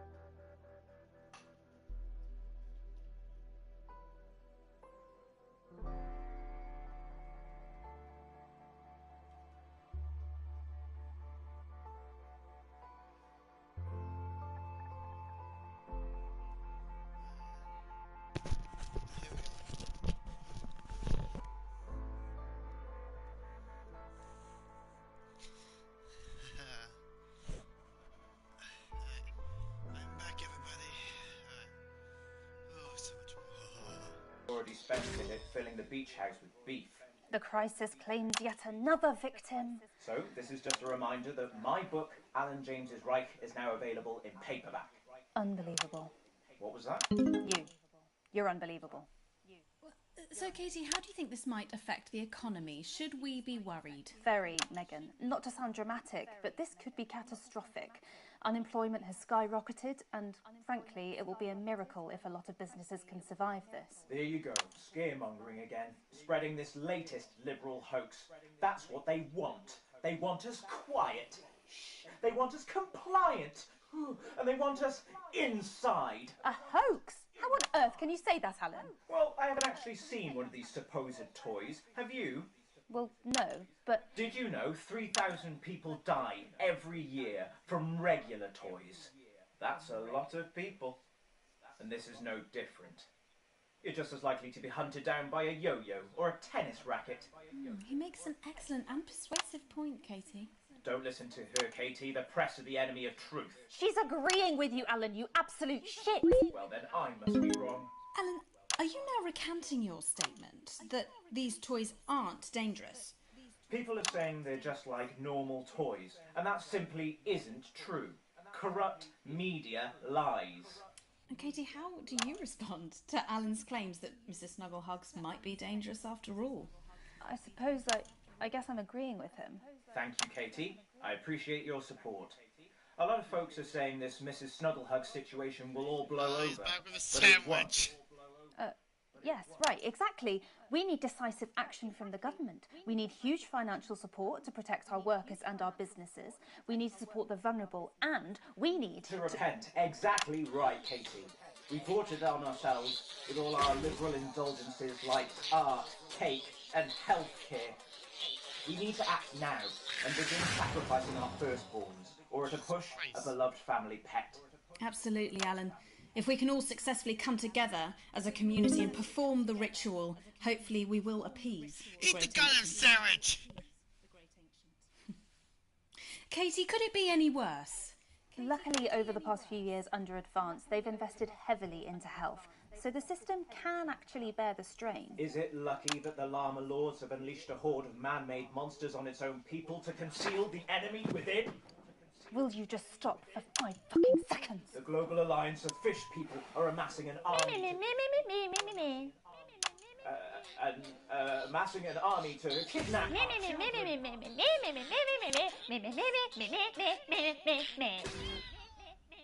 That's you.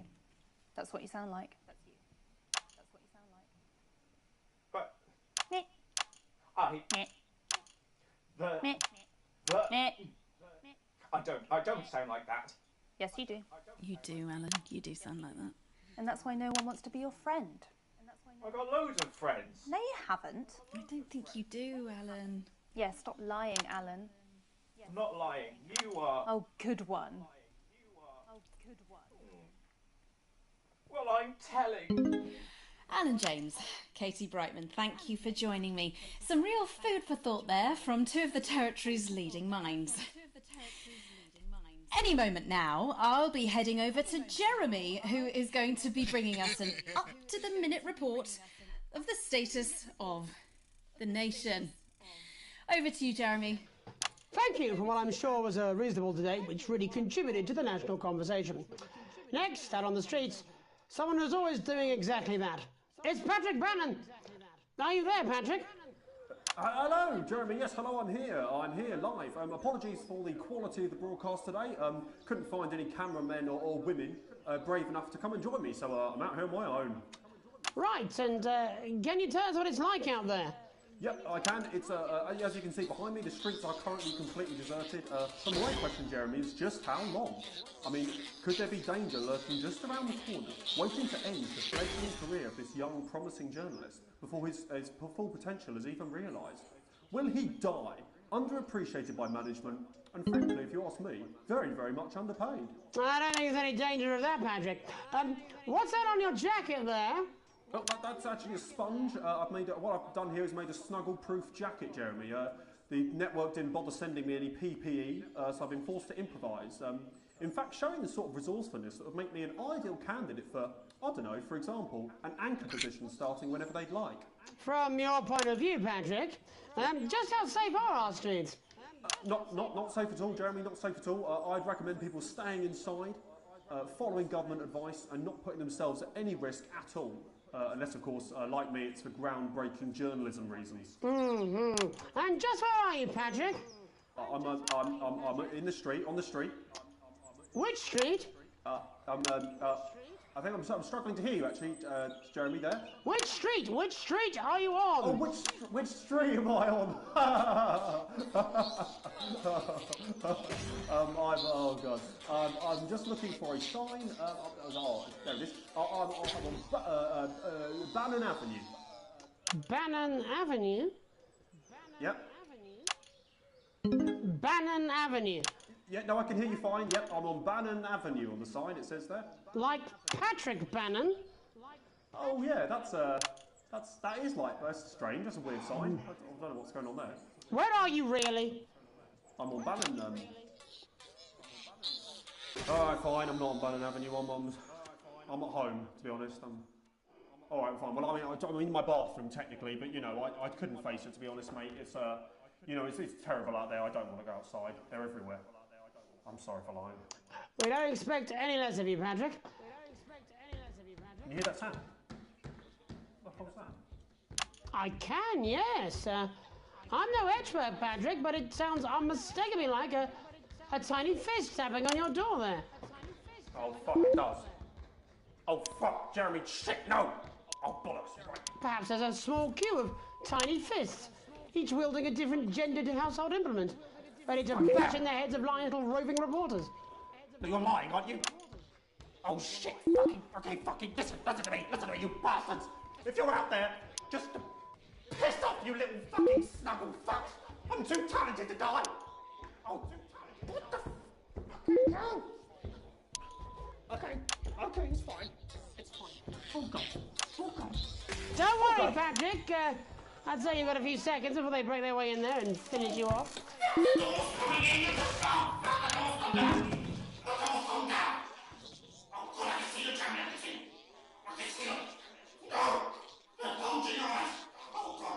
What do you see, Patrick? I see only the devil. I see only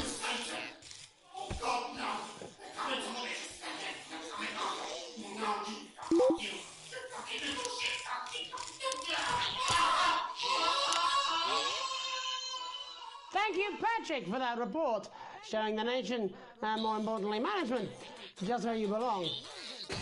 It's time for another break, but when we come back, we'll be hoping to take your mind off the world for a little while, and who knows, maybe even bring you a few smiles. Join us after this. You're damn right. Yeah, I had them delivered. Yes, to Bannon Avenue.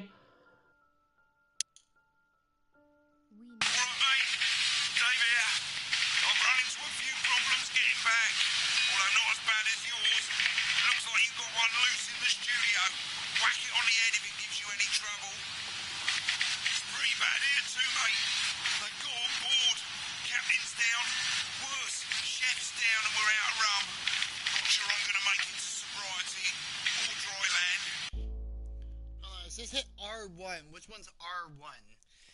Oh shit. Oh shit. Oh fuck. I gotta check. Back with R1, okay. So. If I had a missus, I'd ask you to tell her that I love her, but to be honest, I've kind of pissed my life away, mate. Still, at least I'm outdoors, eh? Aging. Possibly more so. Oh no, I'm scared. Come together, every single one of us, and do the No, I'm not. I'm not going to. I don't have to. No, you're being a child. I'm not. I'm not. I'm not. No? No. Oh, 5, 4, 3. Welcome back to the National Nightly. Well, welcome back anyway. We know isolation isn't easy, so finally tonight we have something a bit different for you. Even though some people felt it's not our job to entertain the public with absolute nonsense, other, more important people overruled those people. So it's time to find out who will National Nightly win and who will National Nightly lose. Nightly, National Nightly, National Nightly lose. So, how do we play? Well, joining me is a man who knows all about playing. It's Tommy Harris. Hello, Tommy. All right, Johnny. It's good to see ya. And how are you finding the lockdown, Tommy? What do you mean finding lockdown? the lockdown, Tommy? What do you The mean enforced lockdown? isolation of everyone in the country. The enforced isolation of everyone in the country. Yeah, I think I heard You're about in that. bed, Tommy. Yes, you You're called during in that bed, time. Tommy. So, yeah, Of course, you called during that's that my time, fault. So, Why don't you tell us how the game is played? Well, it's pretty simple, Jeremy, you sausage. I'm going to ask contestants from around the territory 3 questions about what else? Yours truly. And those people are going to get a chance to win a very special prize. And what are they playing for, Tommy? Drum roll, please. Jeremy. Oh. Thank you. This. Is that... What is that? It's my athletic support, Jeremy. Oh. But I've signed it, so... Oh, well then, what a fantastic prize. Have we got anybody waiting to win this once-in-a-lifetime prize, Jimmy? I believe we have Angie on the line. How do you feel about winning this man's old pants, Angie? I've never been so excited, Jeremy. And can I just say, I love you. Both of you. Well, you've said it now, haven't you? Oh, Angie, I love you. In a way. Tell us about yourself, Angie. Well, what can I say? My name is Angie. Always has been. I'm a human woman, and my dental hygiene has been described as acceptable. I need to get a swig of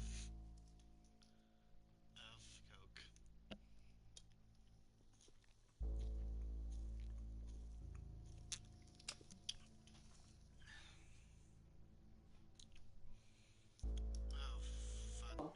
Brilliant! Right, well, shall we get this shambles underway? Absolutely, John. Can I get 30 seconds on the clock, please?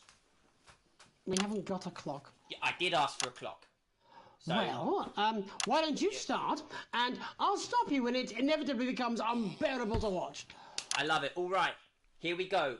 Time starts now. Question 1. When is my birthday?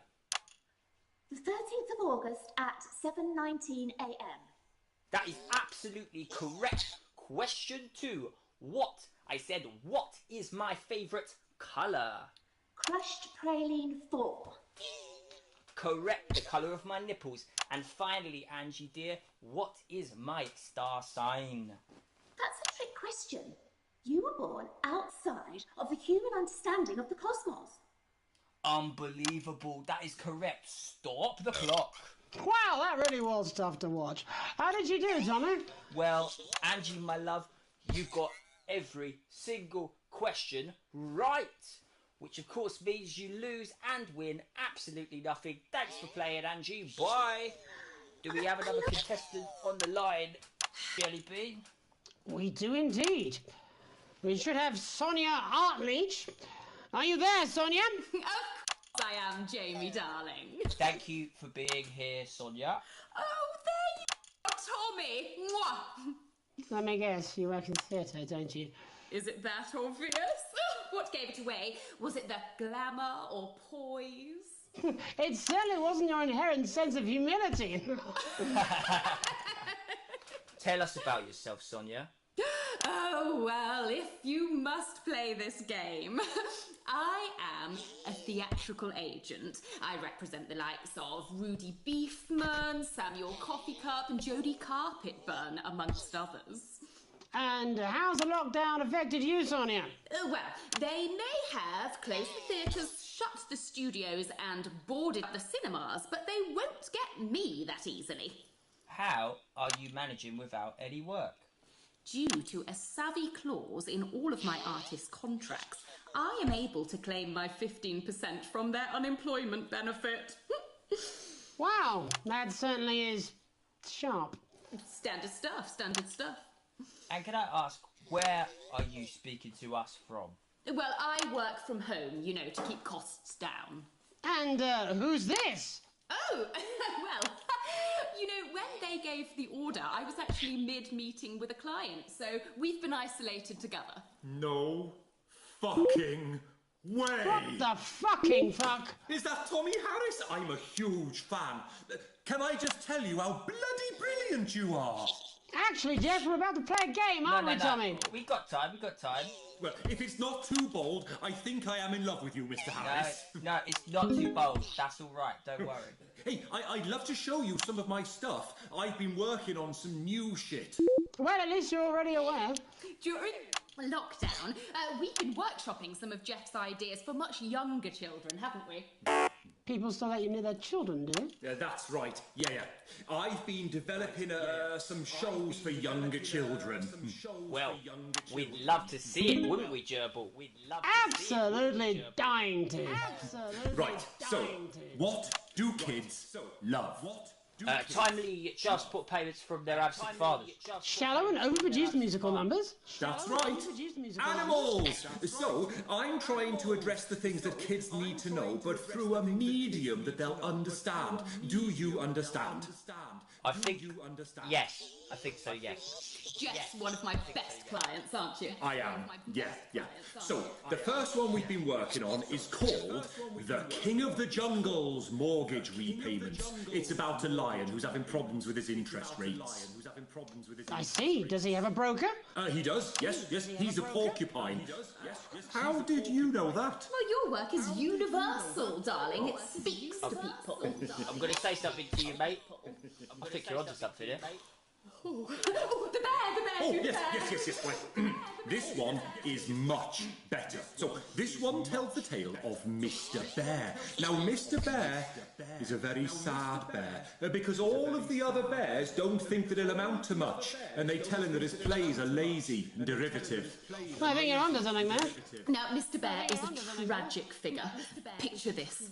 He's at his lowest ebb. The trees are closing in. He can't even face his salmon, can he? But then he meets someone that will change his life forever. This is fucking gripping. That's right. He meets a wise old octopus who takes him under his wing and says, "No, Mr. Bear, don't be sad. you're not like all the other bears. You have this ambition and these dreams. Such fucking dreams. I think I love you, Jeff. And what you need to do, Mr. Bear, says the octopus, probably doing an 8-armed gesture or something.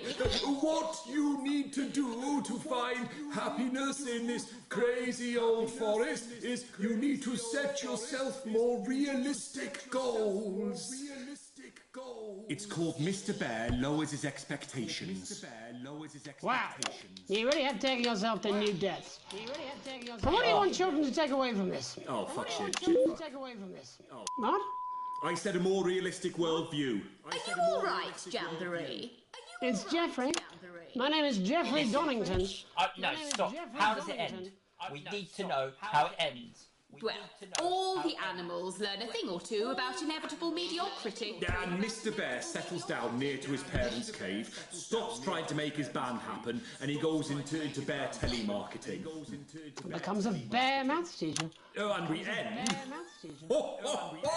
We end on a big musical number! Oh, there's dancing. It's very repetitive, so it's catchy but not too challenging. Well, if you like, I could go and get my boombox. Yeah, I might be able to... Hang on, can we get Angie back?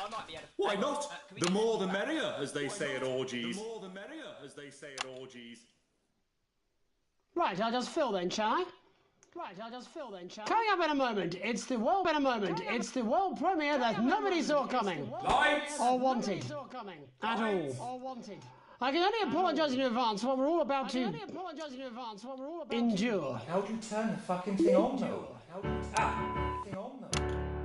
Well, there's all sorts of creatures down on Dangly Doodle Farm. Like wise old Mr. Octopus with way too many arms. There's Mr. Pig and Mr. Cow. They're always in good moods. But that's 'cause they don't know they'll soon be sliced up into food. What's that over there? That's where your hopes go to turn into despair. Mr. Bear, what's that over there? That's where your dreams go to die. Mr. Raccoon wants to go to the moon. He'll as a bus driver soon. Mr. Porcupine thinks he'll read the news at 9. He'll end up as a janitor who stinks of turpentine. Mr. Ape got sent down for rape. Didn't work out he was innocent till he was 88. Mr. Bird flew south, superstardom on his path. Ended up on the end of a belt with an orange in his mouth. Oh, Mr. Bear, what's that over there? That's the place your mummy pushed your daddy down the stair. Mr. Bear, 6 months in intensive care. Why the bitch has to die?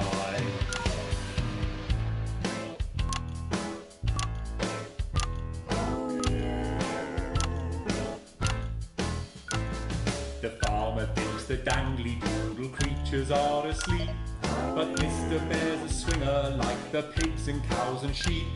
He visits every pen and sty and always brings the fun, and jerks off Mr. Quackington, who's always first to come. He fingers Mr. Badger's bum and Mrs. Donkey's quim. Then he fronts with Mr. Chicken till they both are quite done in. Then he runs around the farmyard trying to shove it where it fits, and ends the night by porting over Mrs. Badger's tits. There's never a dull moment down on Dangly Doodle Farm, kids. Mr. Bear, what's that over there? That's the sound of maggots growing underneath your hair. Mr. Bear, what's that over there?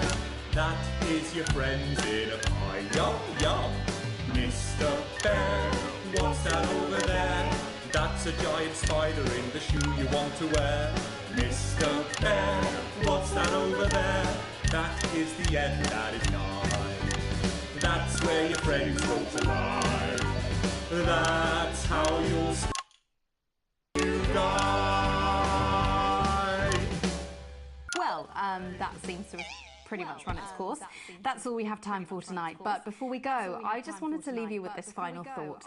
And by you, I actually mean you, Alex. Up in the broadcast room, making sure we all look our best and keeping the signal strong and the language mild. And Alex is damn good at it. Alex is our invisible foundations. You at home can't see them, but they're always there, keeping us afloat. Of course, we can see you, Alex. Of course, we can see you. I saw you the other day in the corridor. Do you remember? I tried to catch your eye, but I think you must have been deep in thought because you just sort of walked past me like I wasn't there. I try and sit in your eye line in the canteen some days. Every day, if I'm honest. Oh no, it's wrong. I know you're married. I've done some digging. I found out about the fact that you risked being arrested to help Chris, and that you stretched yourself to let Susie go travelling. And you're no pushover parent either. You kept Charlie safe, even if he resents you for it. At least that's what he told me when I talked to him. Oh, don't worry, Alex. I wore a disguise. And I spoke like this so he wouldn't recognise me famous voice. I'm not crazy, Alex. I don't want you to think I would ever do anything to hurt Charlie or Susie. Sam's lucky. Lucky to have you, Alex, but if something happened... Oh shit, she's confessing! She's legit confessing! So I haven't been talking about... Could you possibly love me? I mean, if Sam had a terrible accident, obviously not now. I know you love your family, but if something happened... Say Sam took a massive electric shock and went into some sort of coma. Could you love me then? Could you? Would you, please? Yes! My name's Megan Wolfe. Have a deceitful night. And we're out. God, I'll tell you something. It was like a God-given relief being able to use my own voice there for a second. I've been doing this posh gobshites voice for 10 years now. It's messing with me something fierce. From the classic Trip 1 Would we go for a Power Heights and gross negligence. This limited edition set really does. Come on, you dry shite. They're only toys. Enjoy a disappointing payout, which makes a mockery of your pain and suffering. While we wait for Alex to also wake up. included is this vial of real crocodile tears and your employer's complete lack of responsibility. Every issue comes complete with this companion magazine containing the important wishes of your colleagues. Alex, wake up! Wake up, Alex! Alex! Wake up! I'm tired! Ah! So much!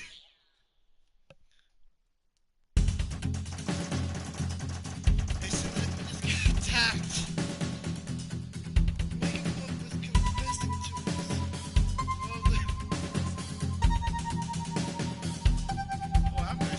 Clip. I'm gonna save that clip. Clips there to get.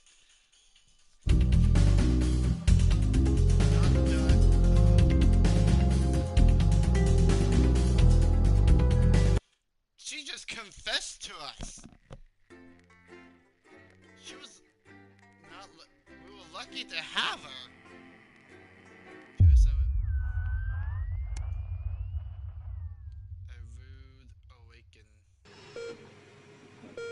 The rhythm beeps, and your heart motion to bring you slowly back to consciousness. Open your eyes, you greeted by a sense of face. Your family by your side. The rest of their family is slight and these messages blink a few times to clear the sleep from your eyes and breathe to feel a hand on you gently. Rest, receiving sound.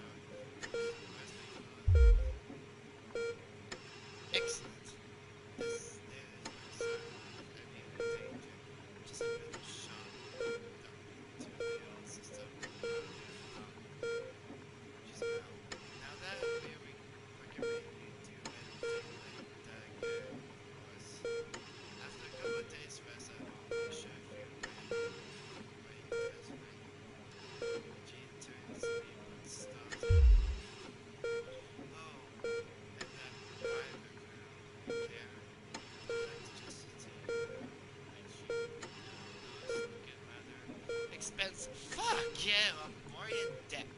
I'll do anything for myself. Has all been paid by Mr. Boss. He left those flowers and don't worry to take the rest of the week off. Receive seems like the least he would do. Damn, Megan Wolf confessed it to us. When I play this on my a bundle to beer. When I play this on the Oculus on my account, cause it's like a Telltale game. Your actions depends, your thoughts depends where the story goes. What you do with the tapes and what you do at home will affect how it goes. So we didn't even play the Snuckle advertising, but if you did play it, Megan will tell you why they even played the tapes, or they would bring up, we should have never played the tapes. So, yeah, day 80, a bundle to beer. You came home from your particularly late shift to find the kitchen light switch on, which isn't normally a good sign. Everyone usually in bed by now. Softly open the kitchen door. You see, find Sam at the table. Bills and paper that gives bounds and goes back to the bills they're holding. Hey, sweetie, just look out to them again. They look to the door to the pantry, now covered to your mouth. We've been doing our best, but I think Carla really needs a nurse to look after her.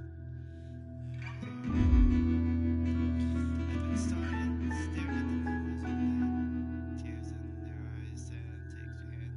There's just no way we can afford it.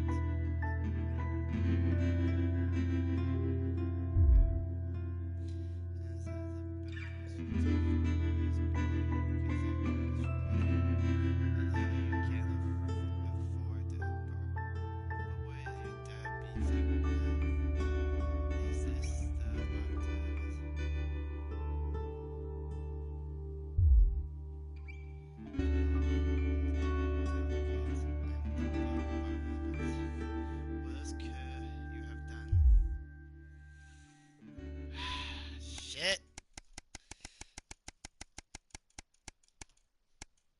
Day 201, a later home.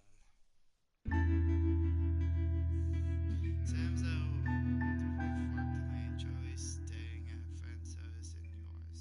The house is yours. You are taken to have a couple of drinks and decided to relax in front of the TV. Not a great selection tonight, but surely something. Sam's not here, but you can still watch it. You just wanted to switch off, actually. Sam's not feeling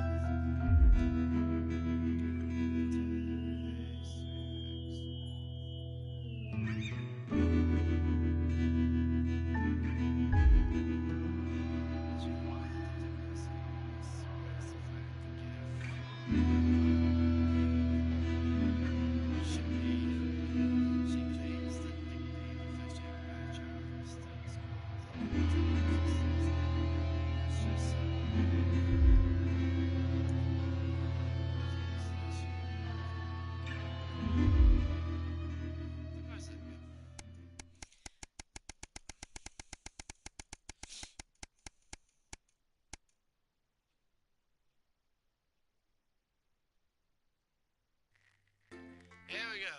Channel 1 opens you of your map. You see it after every broadcast. Alright, so. Oh shit, I'm gonna go to the closer to the heat wave.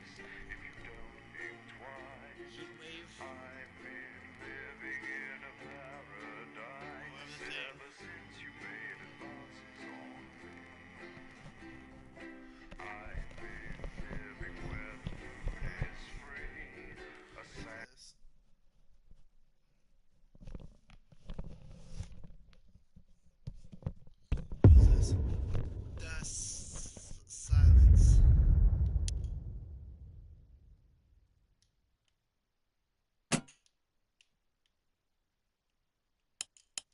What? You're fired. What for? Facial sabotage? Jenny, Problem? I want her fired today, now. Don't worry, Kath, it'll be all right. No, it won't be all right, Kath. Pack up your weapons of optical destruction and get out. You realise you're beginning to sound like me? I mean it, Kath. Stay where you are, Kath. Jenny? This is not Jenny's decision, Jeremy, or yours. It'll be all right. I'll talk to Bucks. Oh, good. You can tell him I'll return his wife's casserole dish at our dinner next week. Jenny? I'm sorry, Kath, you're going to have to leave. At 11:30, it's a double bill for popular transatlantic comedy, That Nun. Letting it go to your head. She nearly blinded me. 10 seconds, I everybody! thought we were all part of a team these days. Things are better, Jeremy, you know that. Just stop being so You're in high and mighty 5, and do your job. 4, You'll have me fired too. 3. Don't tempt me. Good evening, I'm Megan Wolfe. And I'm Jeremy Donaldson. Our main headlines tonight. The establishment strikes back. The World Council has agreed today to impose punitive sanctions on the people of this country. The sanctions, which are broad-ranging, include restrictions on the supply of oil and gas, food, clothing, and even some medicines. But how should we react? We asked the public. So how do you feel about the sanctions? I actually think that with Advance in charge we'll be fine. Of course the rest of the world will want us to fail, or it will be their billionaires next. But I trust Julia and Peter. Thanks, Patrick. Fascinating stuff. Thanks, Patrick. Popular Prime Minister Julia Salisbury has released a reassuringly brave statement in response to the World Council's controversial announcement. This international declaration is nothing short of outrageous. We are a democratically elected government with massive popular support. We do not recognise these sanctions, and we encourage other socially progressive nations of the world to both resist and ignore them. Advance have struck fear into the heart of the international community by showing that it is possible to have radical change for the betterment of the many. And whilst I wish we could improve other countries as much as we have our own, we do not rely on the help of others to thrive. This country is entirely self-sufficient. We are a team, now more than ever. And this team is on your side. Thank you. Yeah, fuck off. Defiant stuff. But what do you, the public, think of our government's stance? Robin Short found out.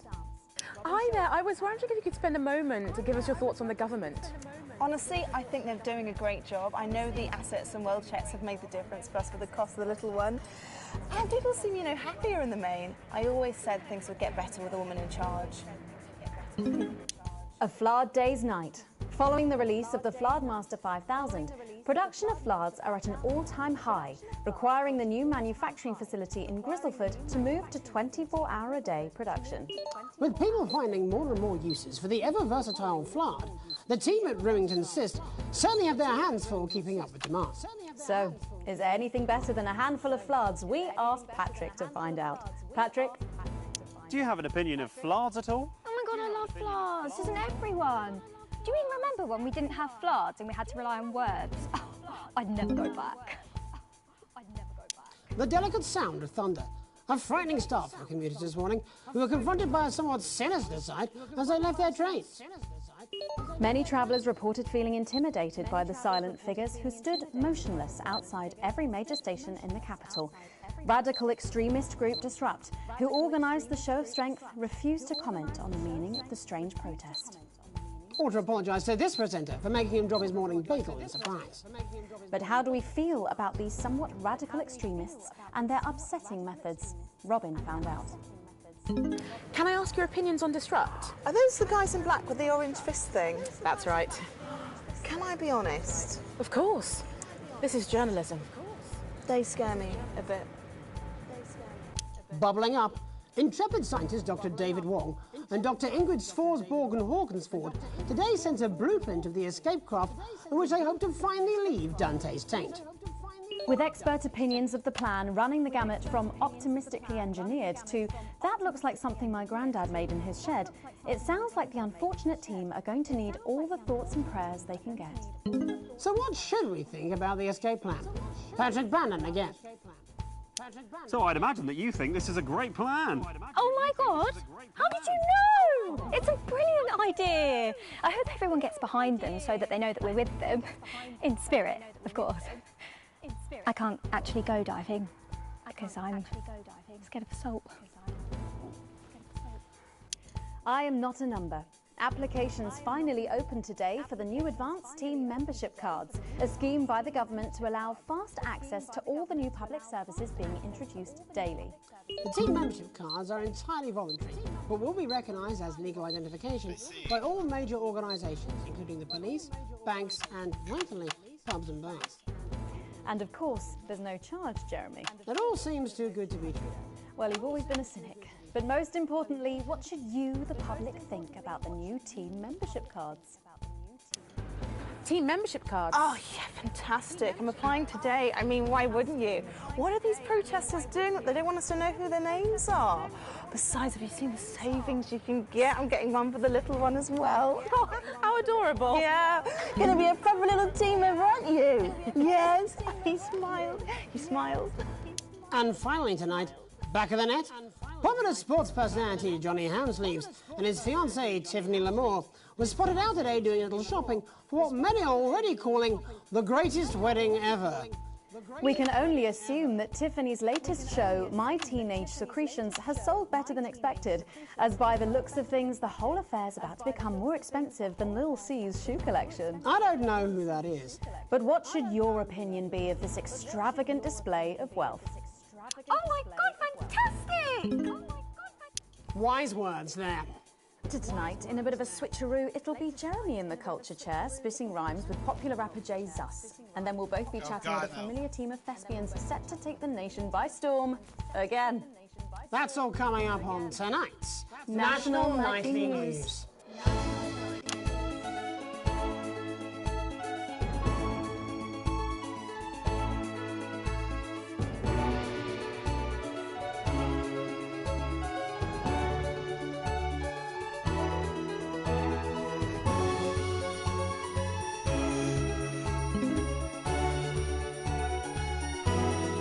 Cheers!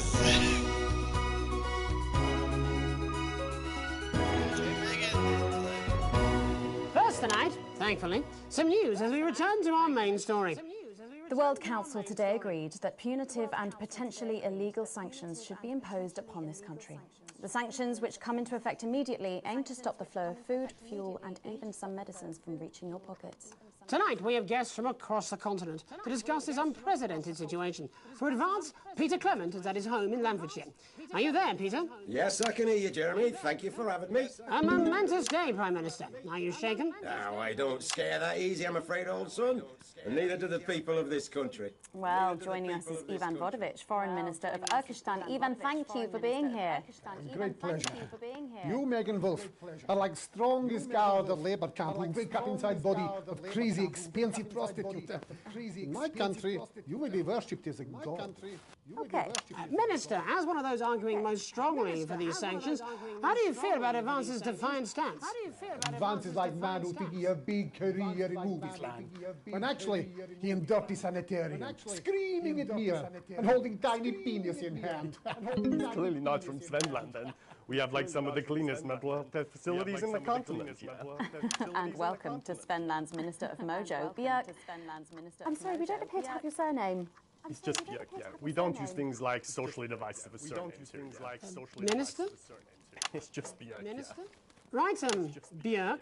Your country spoke in favour of Advance at the World Council today, but you were noticeably absent when it came to the actual vote. Well, what a surprise. The hippies didn't show up for the fries. Actually, that's quite racist, because if you must know, we were going to go to the whole like vote thing there, but it's actually the Festival of Fureland here at the moment, where we honor the old generations. So like we all had to look our grandparents clean as the vote was happening, and that's like a really time-consuming process, actually. You're like a sissy man. You had this expression, sissy man. It's like man with tiny penis who like to wash more than once a week. Actually, that's quite homophobic, yeah. Oh, stop winding him up, Ivan. We're not back at the Grange now. Sorry, Jeremy. Ivan and I used to play golf back in my media days. Yeah, he always wins. Nothing gives him greater pleasure than grinding people's gears. The more publicly, the better. You're like man with tiny penis who think he has tiny penis. But actually, he discovered that. Could it be? No, it's tiny penis. Ivan's just worried that when the rest of the world sees how well we're doing, they'll notice all that dosh that he's got squirreled away. Because that's what these sanctions are, Megan. They're the last pathetic gasp of an establishment in collapse. Wolves at the gates, Ivan, old mate. Good. They can join others on my wall. Actually, in Svenland, we have like serious animal welfare legislation. And like my friend Helga, she got arrested for killing a butterfly that was hovering over her field thing. I mean, in English, jam sandwich. I used to know a girl called Jam Sandwich. Do you know that cracker too? I wonder what became of her. We seem to be wandering a little from the news here. Human interest, Jeremy, the real people behind the headlines and all that. So if you're watching Jan, give us a call. If you're watching Jan, yeah, let's see if we can't organise a reunion. Crash, I'm not sure about that. I'll have to run it past Mrs. Clement first, eh? Peter, you're like man trying to empty ashes of mistresses into oncoming vent. Soon you have tiny penis and beard full of secrets. In Svenland, we don't really go in for all that restrictive monogamy stuff here. We're kind of fluid, actually. Okay, well, it seems that we are running out of time. Yes, so before we go to the break, briefly, if you would, gentlemen, with the people of this country facing shortages and possible shortages and power outages. Yes, of course. Thank you. Possible shortages and power outages. Can you summarise your thoughts for us, Minister Beard? Well, from here, yeah, you all look a bit stupid really arguing about outdated devices concepts like money. In Finland, we replaced currency with a system of bodily fluids back in the 1970s, and that's like a really hard to sanction, actually. Thank you, Minister Votovich. Your country is like man who think he invented perfect trap for giant Newton hairy bear. And really, he just standing in field holding his tiny penis. Yes, thank you, Minister. And finally, Prime Minister Clement. Let me talk to your viewers here, Jeremy. Don't worry, everybody. Don't be afraid. Don't even lose a wink of sleep. We knew the rest of the world would react this way, and we're ready. As my old man used to say, you can't make a shite pie without blocking a few toilets. Thank you, Prime Minister. Reassuring words there. Thank you, Prime Minister. We'll be back. After these messages. We'll be back. 1 minute back. Hey, Peter, I over your way this weekend. You fancy a quick 9? Yeah, sure, front or back. That's what I hope you're asking Megan Wolf for me. I'm Sophia Remington. She's out of your league, mate. And I'm so excited to be able to tell you about our newest You have to be more careful. Everybody loves It's all part of his long-term plan to get fired live on the news at 6 in front of the nation. Can someone warn him it's going a little too well? But there is a problem. Hey, Brad, I brought you some new This is important. New government censorship should show up in blue. Same as regular censoring. Keep an eye out for the advanced blue waveform. And now there is. This bad boy is the Flawedmaster 5000. Okay, so that's. I haven't been talking too much. I've been more focused into the game and more of this. But I'm trying to figure out something. Because if we censor the blue, I want to see what has to be don't censor the blue. I'm going to do that. So We're still meant to bow to foreign royalty. What? It could quite literally take out a ribs. Just point it at the Have target, they given you the Crown set Prince the report? 15 dials and pull the trigger. Well, and it'll punch the Megan? Flard right through the This is goddamn Jeremy, wall. and he'll be interviewing you. Whether you're engineering a rescue craft, a bit of Yo, home thanks for improvement, having me on your or show, just man. helping your kids It's out with their quite homework. Yo, just a If quick you one. can't You're not get gonna by ask me without about the gym, are Flards, you? Live in you 10 need seconds. People that get up Flawedmaster on themselves. 5000. Just Thank saying. goodness it's available in all reputable Going stores. in 5, 4, 3. Welcome back. I'm Megan Wolf. Later, we have an exclusive first look at a theatrical sensation everyone's going to be talking about. But first, it's time to go over to the culture spot with lovely old Jeremy Donaldson, who's joined by a very special guest. Jeremy. Thanks, Megan. I have the honour and privilege of being joined by hip-hop royalty. He's been called the son of the streets and the father of truth. Not sure how that works, but whatever. Let's welcome Jesus! Hi, thanks, Jeremy. Yeah, it's a real honor to be here on this show, The News. You know, as a kid on the streets, I used to watch you through a window of the shop, so to be here right now is crazy. You've had quite the journey to be here today. Can you tell us about it? Well, you know, I try not to, well, you know, the past is the past, and I don't like to dwell on it. But yeah, man, the streets is all I remember. Like, my mother donated me to a charity shop soon after I was born. Elderly lady took pity on me. You know, she let me sleep on a pile of crime fiction until I taught myself how to walk. Wow, that's quite the childhood. And she died tragically. And she died right there in my arms, man. Right there in my arms, man. You know, I remember a tear falling as she laid there next to the used homeware. And in that moment, I became a child of the streets. I was just 18 months old. What a tale. What a tale. You're known for your direct and honest lyrics. Was your style informed by your troubled past? Oh, like I said, I try not to talk about it. It's just, it's just too hard. Of course. But my first album is about the story of the first 4 times I stole, so I wouldn't starve. A small group of infants came to see me as their de facto leader. They call me Mr. Cheese Slice. Anyway, we were like a family. So it would seem. Recently, you've been quite outspoken about the government. Yeah, fuck the government. Fuck Advance. Fuck Peter Clement. What is it that you object to so vehemently? Well, you know, they stole from us. They're taking our money and spending it, man. Redistributing it. Actually, homelessness has been all but eliminated in the last couple of months. So? Surely that's a cause close to your heart? Yeah, nah, of course, man, very much so. I just mean, like, why do I have to pay for it, you know? Why do I have to pay for it, you know? I agree with this because if I was a kid... People have been rehoused on property seized from the historically wealthy. And that couldn't have been you, could it? Look, yeah, I worked hard to be here. I built this from nothing, and I deserve to be rewarded for that. Would you say you worked harder than, say, a farmer or a care worker? I don't know. But if people are taking something from my music, choose to value it, buy it, who's to say I don't? And no one can take that away from me.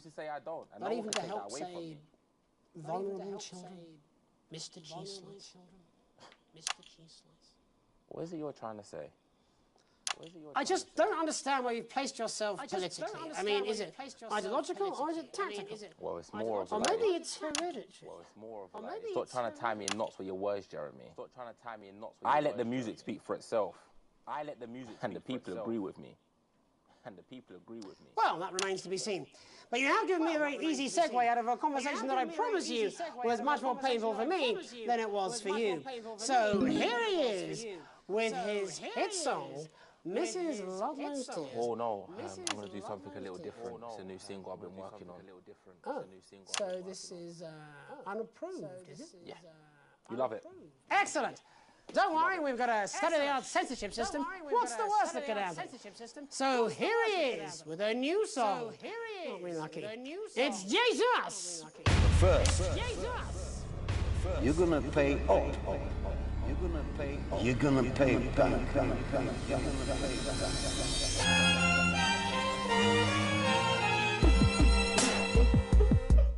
Well, we're all different races from many different places at any given. I'm sorry, but this beat's gonna slap. The moment only one could be the greatest. So you can feel elation from your participation. Still 2 leaders in this motherfucking nation. Now we're getting sanctioned, talking about expansion. Why does Julius require a massive fucking mansion? So fuck all your schemes. I don't need your freaky team, and I don't need your help to achieve my fucking dreams.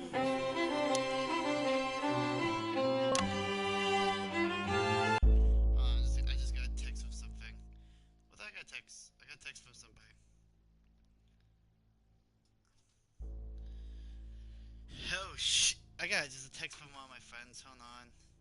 What's this saying?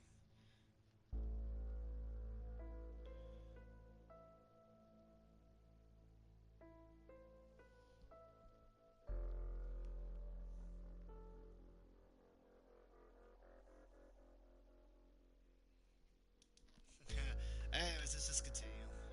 Sorry about that. So don't make a fuss when you find you're one of us. Get every single one of you's a bit Jesus. And you can call me crazy, cause no one ever pays me. But I won't waste a lifetime being motherfucking lazy. I may be inventive, my taste may be expensive, but why would I get out of bed with no fucking incentive? Although it's contravention of your obvious intention, I like to eat a little of the fruits in my invention. Make us the same, but we're not all the same. All our dreams, all our schemes, all our needs are not the same. The best of the praise, of the press of the wave, cause we're only equal people when we're motherfucking slaves. Take this fact, gonna stain it red, gonna slam it into Peter Clemens' motherfucking head. Cause he's fit, good shit, he's got a job, he's unfitful. Time to stone a bum with your motherfucking pitchfork.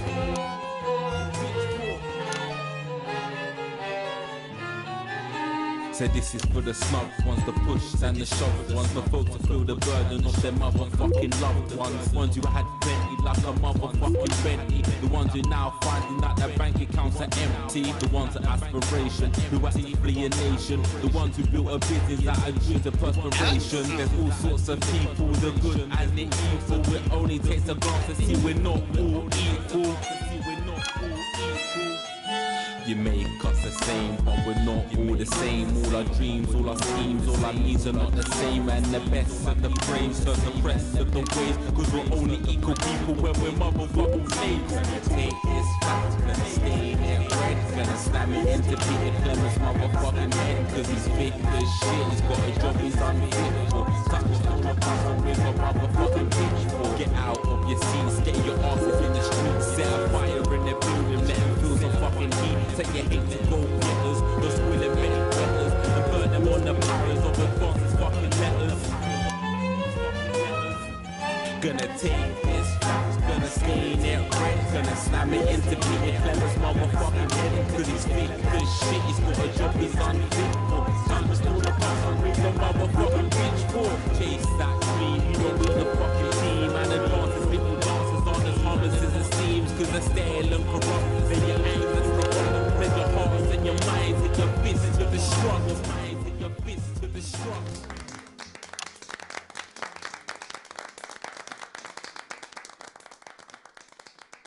Jesus there with his new song. Thank you so much for joining us in the studio. I'm sorry.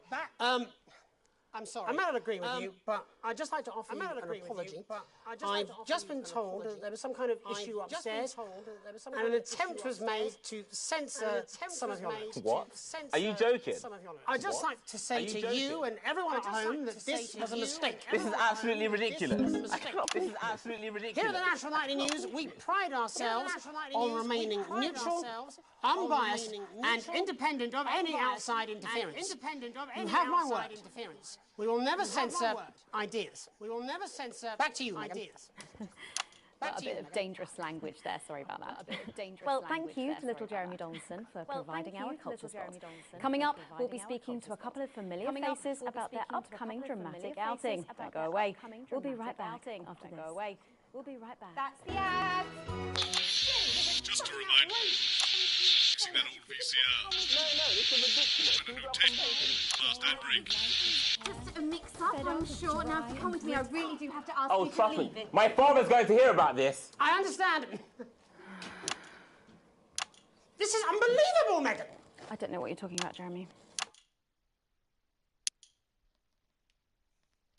I don't want to censor. I didn't even censor. I kept the governor's shit in. But maybe I shouldn't censor. I didn't even attempt to censor. I just always said the rich shit. Well, I was supposed to keep this. Oh my god. Was I supposed to keep that in? Is there a way? Somebody please. Oh, it's Nino. Is there a way to? Oh, here we go. Oh, shut up it. Look at him. If we could just get you in position. Oh, say no more. Say no more. Megan, Jeremy, you remember Mr. Algebra? Vividly. And Mr. Harris, and this is Ms. Raiden. What? Philippa, please. We're back together again, eh? Who'd have thought it? Perhaps a lower-order demon. Yes, it is awfully exciting, isn't it? Right, okay then. We're going live in 10 seconds, opening on camera 1. Try. Cheers. 5, 4, 3. Welcome back, and no, you're not mistaken. Sitting across from us are some very familiar faces. You really are too kind, Megan. It was only a yogurt commercial, but I'm still proud of it. Here to talk about his new show, we're joined by National Treasure Tommy Harris, the National Theatre's Philippa Rayner, and National Deficit Jeff Algebra. It's so lovely to have you all. Tommy, would you like to tell us about the show? You know what? I'd bloody love to. It's about me. It's about my life. And where did the idea come from? So, right, picture this. Their legs are akimbo, mid-session, sweat is pouring out of me like an immense hog. And then Cindy comes in, she says, Pete's on the phone. That's Peter Clement, the Prime Minister. Yeah, Pete's actually a really good mate of mine. Oh, is he really? Yeah, no, he comes to training sometimes. He's actually a pretty good goal sweeper. Anyway, so, Pete, he says, Toby, he thinks my name's Toby, see? He says, how would you like to spread your message of team spirit and cooperation across this fractured nation? How would you like to really make a difference in these desperate times? What did you say? Yeah, right, yeah. What did you say? Yeah, right, yeah. So, Jeff, the question on everyone's lips is, what in God's name are you doing here? Well, after the success of my debut work and all the people that I've touched, I knew that I had a career in theatre. Yeah? I've always been an admirer of Tommy from afar. So when my manager phoned and said that I'd been offered the gig as director, I was ecstatic. I whipped my trousers off and got straight to work. Why did you do that? I do all my best work with my trousers off. Yeah, I've been told that too. No, I wouldn't say so. Right, Tommy, sorry, would you just give us a sense of what the show is actually about? It's about how hard it's been for me and some of the struggles that I've faced. It's like really getting to the heart of how tough it is to be me. I call it Tommy Harris. Jesus, that was hard. Catchy. We actually have some clips of the process of the show. Would you mind telling us what's going on here? Yeah, so the show is built around two things that are very important to me. It mixes scenes from my life as well as epic fantasy retellings of scenes from my life. But Dad, you promised you'd come to my graduation. I'm sorry, son. You're an embarrassment. But Dad, you promised you'd come to my graduation. Back, demon! Back to the hells! Demon! Back to the hells! Philippa, what's it been like co-starring with Tommy Harris? I've always dreamed of treading the boards at medium-scale regional theatres, Megan. And for once, this show really gives me something to sink my teeth into. What's different about this show, then? Tommy, Mr. Harris's show really lets me show my tremendous range as an actor. I've always suffered from typecasting, forced to play the same tired characters in every god-awful yogurt advert or godforsaken soap opera or, God forbid, a pantomime. But, you know, this show has really let me just go there. Jeff, the viewers at home will be dying to know exactly what is it that you bring to the show? What is it that you Good question. I think these guys would agree with me when I say that it's my steady hand on the tiller, my arm round the shoulder approach that's really brought the production from strength to strength. Absolutely right. Jeff's contributions are immeasurable. He was our rock. Can you give us a sneak peek of anything else that might be in the show? Yeah, all sorts, yeah. We've got lots of exclusive first-hand experiences of Tommy's time in the underground sports board scene. And some epic fantasy retellings of Tommy's time in the underground sports board scene.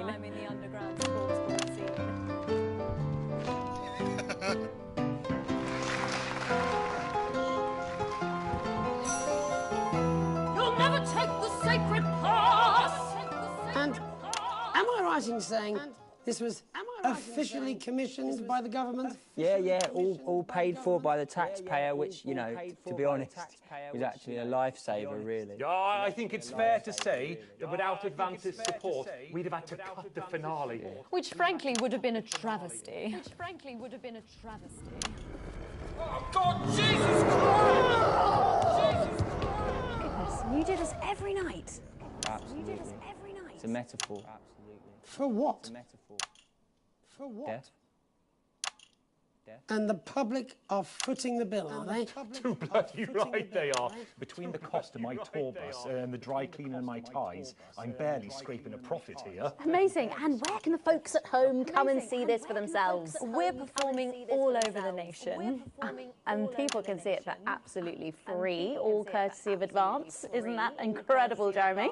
Yes, it's unbelievable. Yes. Well, thank you all so much for coming. Next time we see you, no doubt, you'll have taken our jobs. That's all we have time for tonight. Join us tomorrow when I'll be interviewing the world's most attractive horse. I'm Jeremy Donaldson. And I'm Megan Wolf. And from all of us here, have a peaceful night. That's the ads. Let's get reset for tomorrow, please. Hey, we must stop bumping into each other like this, eh? We know you're worried about the future. This territory is changing fast, and that makes other countries uncomfortable. But that won't stop us.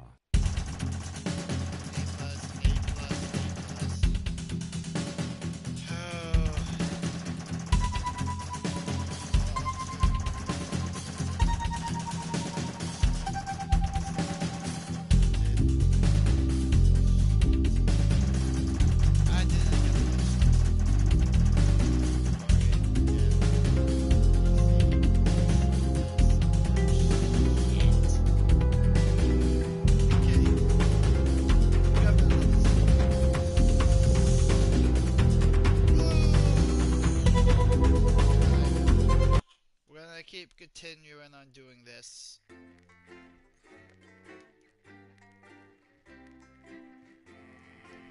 You were respected by the church to make a home by work. Oh shit. Ugh. The stress. 278. A sight of things to come. Shopping sometimes.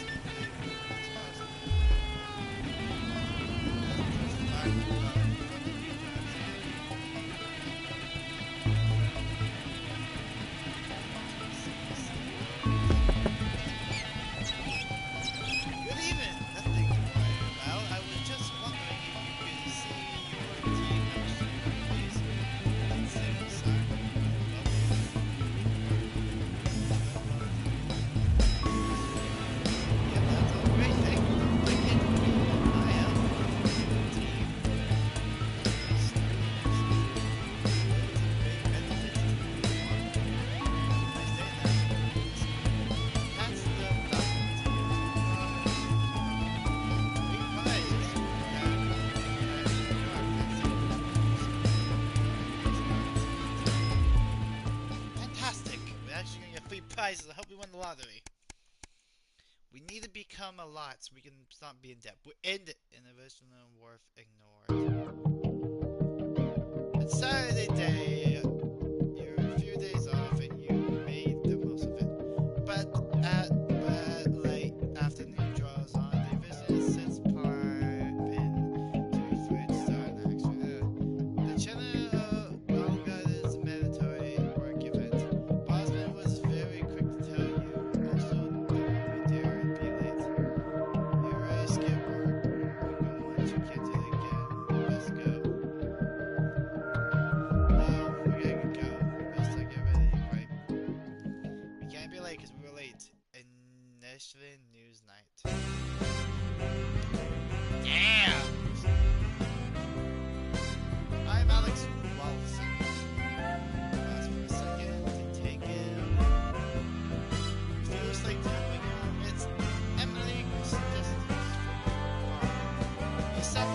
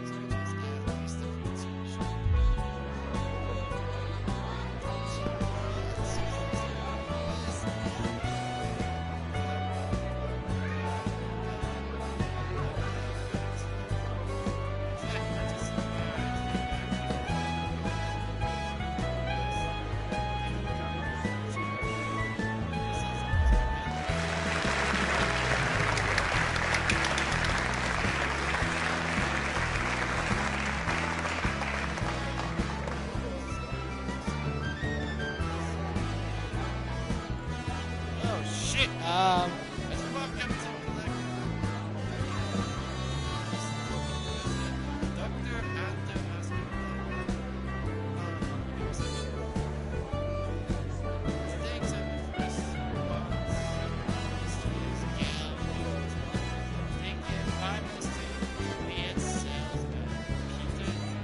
Oh, this is the people from the government!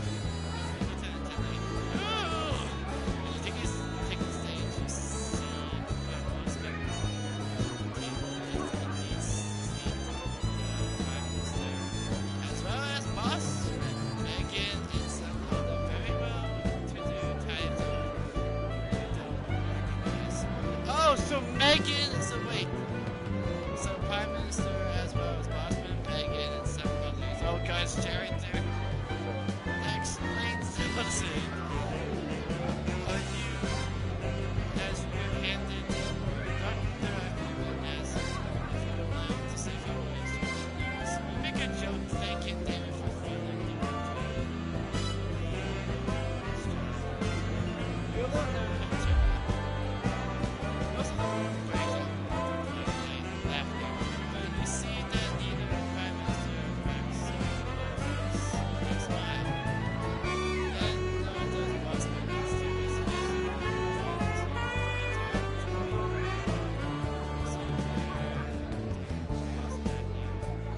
Oh, God, good. I mean, they have been. That's awesome.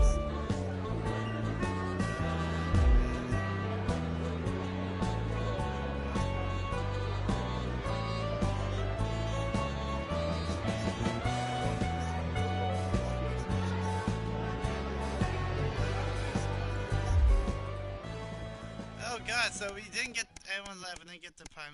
Oh, God. Day 19. Oh shit, it's the heat wave. Loading screens can't be skipped by inventing a time machine. Whoa. Loading screens can be skipped by inventing a time machine? How you... I can't load this screen. You can... Loading screens can be skipped by inventing a time machine. How in the fuck is people supposed to... I think this is the heat wave. If I remember correctly, this should be the heat wave where... Please don't be heat wave. Fuck! The heat wave. This is a staff announcement. This is Mr. Bozeman, your boss. Now that we have this newfangled tannoy system up and running, I wanted to take the opportunity to remind you all that we value productivity and attention to detail above all other concerns. Also, that the salami sandwich in the fridge is mine and mine alone.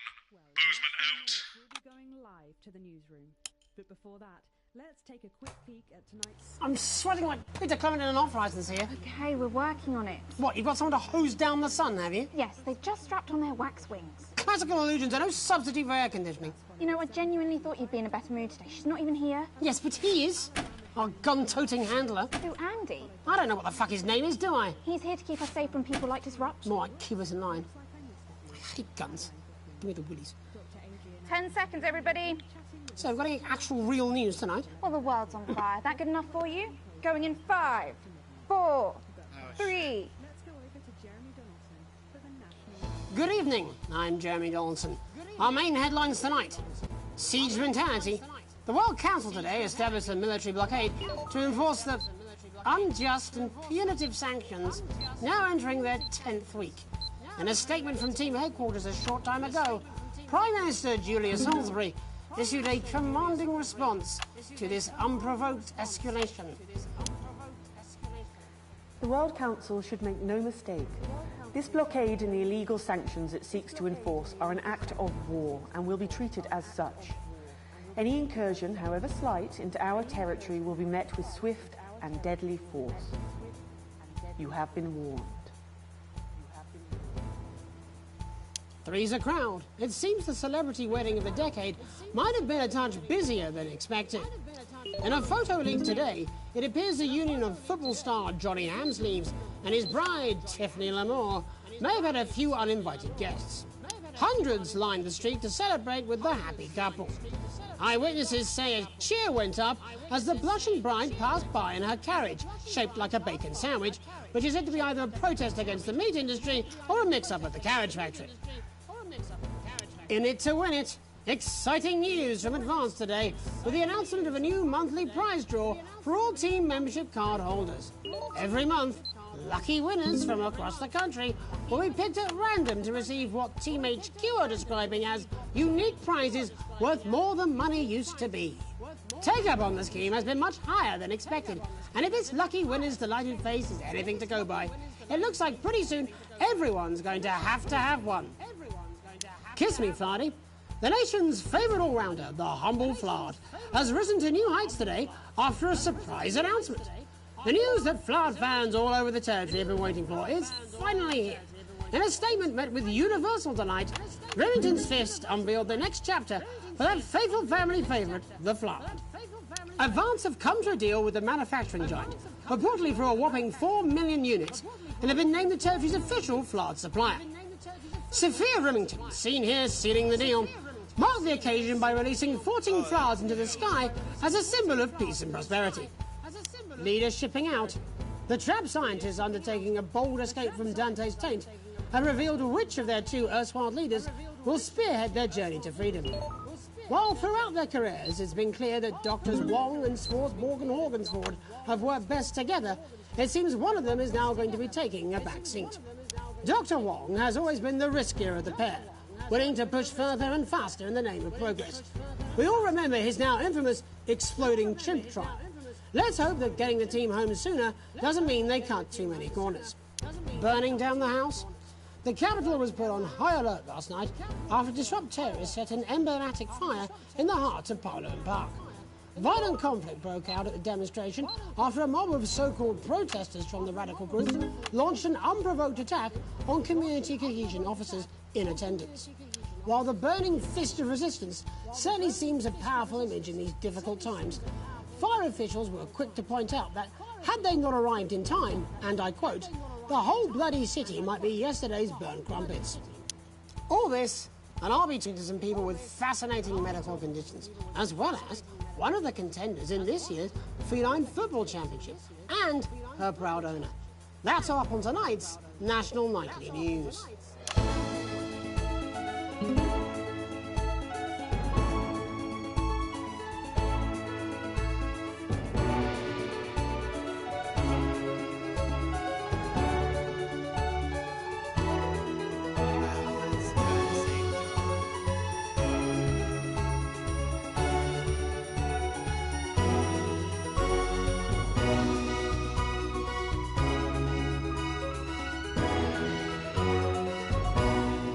But first tonight, our team of correspondents has been dispatched to every corner of the country to see how the people of this great nation of ours are coping with this unprecedented hot weather. First, let's go to Megan Wolf in Shining-on-Sea to see what the scientific community has to say. Megan, how's the weather there? It's absolutely glorious, Jeremy. Thank you for asking. I'm here with Dr. Anna Burns at the University of Princeford. Are you enjoying the weather as much as I am? Oh, yes, it's wonderful, isn't it? My eyelids are sweating. And you're part of a team carrying out a study into just what's causing this unbelievable heat, is that right? Yes, that's correct. Yes, we want to be able to reassure the public once and for all that there's absolutely nothing to worry about and that they can enjoy their sunstroke and fossil fuels in peace. You sound very confident about that. Oh, very much so. I can say without any hesitation, there's really no cause for any concern here. I've actually left my car running. So tell us about this experiment. Well, we take data from weather stations from all over the world, along with atmospheric samples, and we take all that and we feed it into this state-of-the-art computer, and very soon we'll be getting a high-tech... Yeah, so I'm gonna try my best to beat this game. And there's like 14 endings, by the way. I'm sorry, like I said, I keep on talking. I'm into the game, and I just don't know what to say. Later tonight, I will be doing more of this. Maybe doing the haunted thing. Readout of the results. Blimey, that sounds very fancy. I should just say, None of this would be possible without the generous support of Remington's Fist. This is all thanks to their unrivaled investment in our future, and may I just say, complimentary personal anecdote. Oh, here we go. And, as expected, everything is absolutely fucked. Hang on. This can't be right. Right, but obviously you said a second ago that everything is absolutely fine, so... Well, actually, under concern level, it just says, why, God, why? We should be celebrating these wonderful results, I think. We need to evolve gills within 40 years. Here it just says, shit. Look at you. This is meant to be a celebration. Can't go around looking like that. Shit. There you go, much better. Can I just say thank you again to Sophia Remington for providing all of this? Everyone, we don't have long. Time is running out. Absolutely right. That is all we have time for. Abandon hope and return to the forest. Enjoy that. I'd like to thank Dr. Burns for just one opinion on the climate. The sea will reclaim us all. There you have it, Jeremy.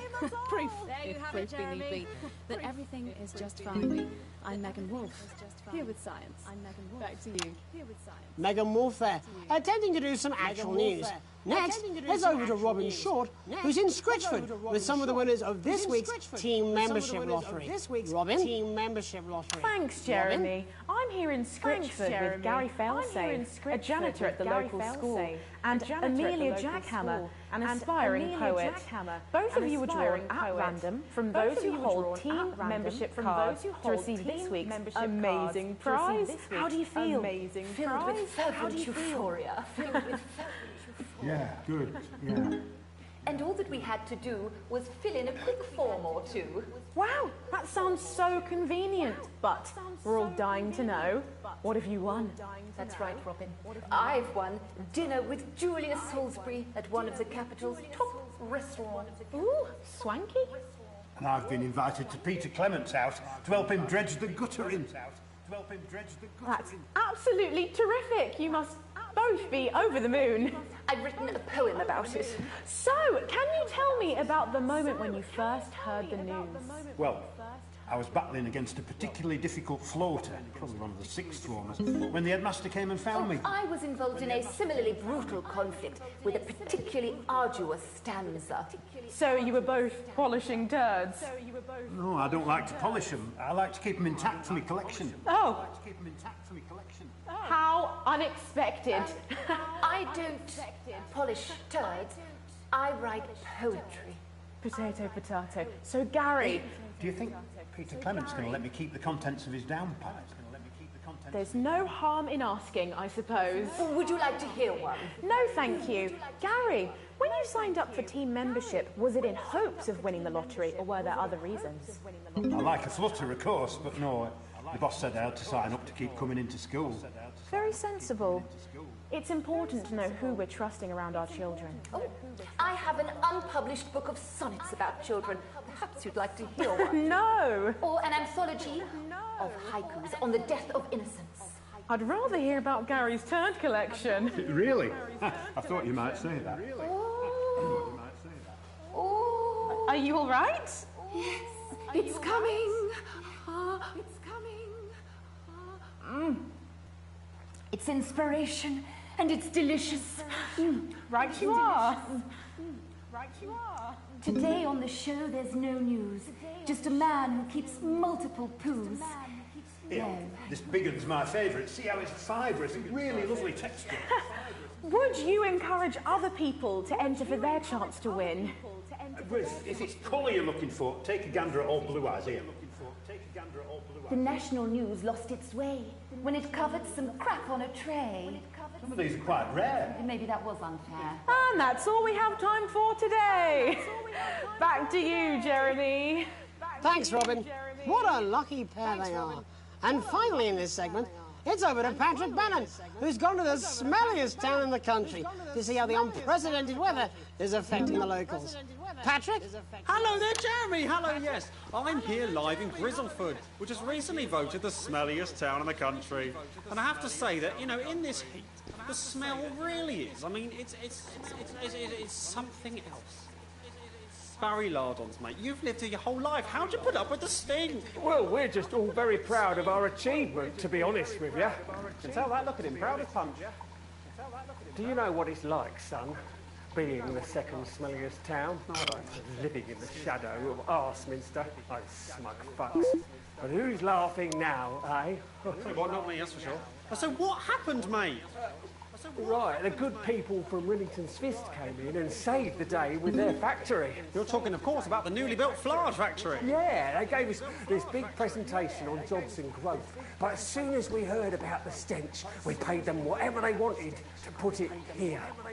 Does the stink not affect your life in every way, Barry? I mean, perhaps if you're filling in a tax return or completing the physical act of love. It's strong at first, but you get used to it after several weeks of your first bout of sickness. The judges were very impressed. So, what's sickness? Oh, that's nothing to worry about. It takes a few minutes before you develop any symptoms. Now, folk are saying something about the production line and how they dump carcasses directly into the water main, but I think it's probably the few valves on the high street. On the high street? Should I see a doctor? What are the symptoms? Well, the first one is asking stupid questions. Then folk experience a lot of inhibition. Fuck off, do they? When was the last time you brushed your teeth, this stinking old tramp? Next recording is a period of randomly bursting into song, followed immediately by delusions of grandeur. Oh, that's not really a problem. I've never sung in my life. Hello, it's sexy Patrick Bannon, and he's wearing sexy shorts now. Oh my God, look at me. I'm like a stallion. I'm gorgeous. Why didn't you tell me? I should take my shirt off. You know what? I'll even let you touch me if you want. That will be the bout of undeserved self-confidence. Love the Bannon. Feel the Bannon. Oh, man. And the ennui. All that's left now are the hallucinations and unconsciousness. No, Dottie. Was that you? Why are you made out of elbows? You know I don't eat opinions. Oh, don't worry, folks. Once he wakes up, he'll be just fine. We'll just find a place to stick him where it won't matter how many times he evacuates his bowels. Right, that's all here from Grizzleford, a town that's really making a stink. I'm Barry Lardons. Back to you, Jeremy. Thanks, Barry. With a naval blockade being set up around our coastline as we speak, when we come back, I'll be talking to 3 members of the general public who appear to be here purely for medical reasons. Don't go away. Unless, of course, you've got something better to do. We'll be back after these messages. 1 minute back. This next section features a potentially controversial guest, and Mars may request some censorship if he goes too off-topic. You've done a great job so far keeping everyone happy, so let's keep up the good work. I say this every Friday.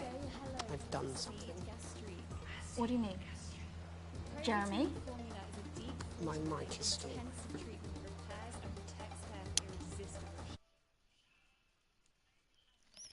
Okay, so I saw the tape next to me. I'm not gonna play it. Doesn't use.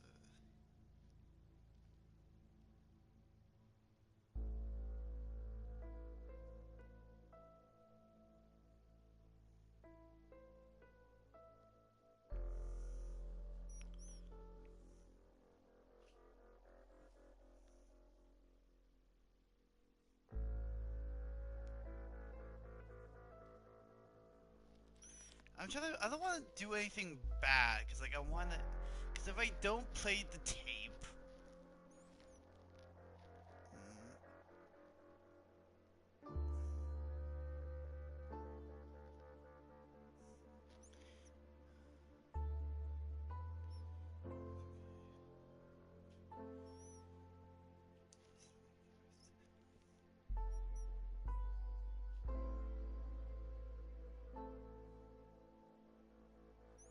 give me a second, I'm just looking at something right now, trying to figure out, I don't want to...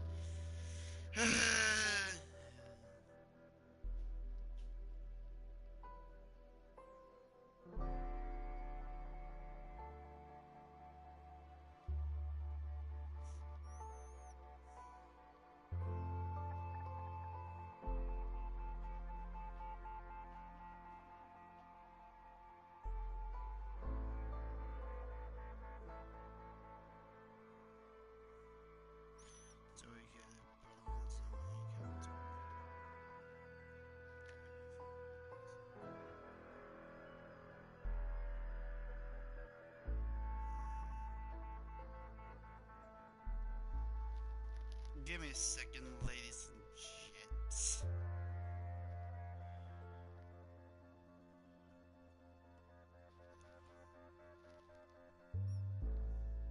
Give me a second, I'm just trying to look up something.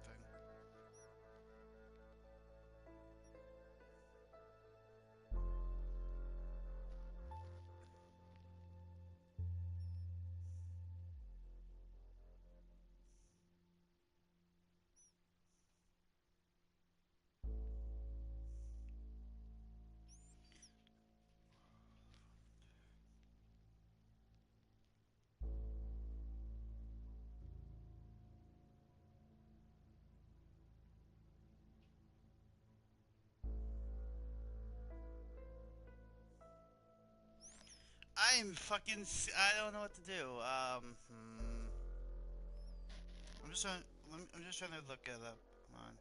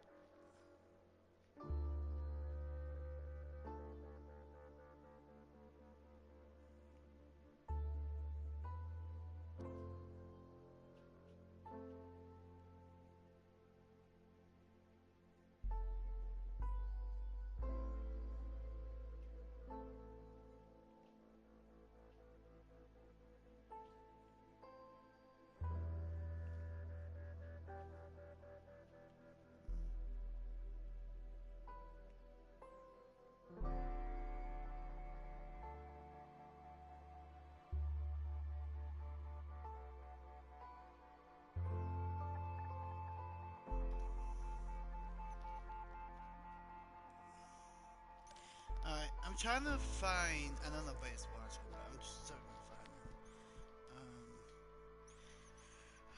I'm gonna look up here. What happens if we don't play the tape?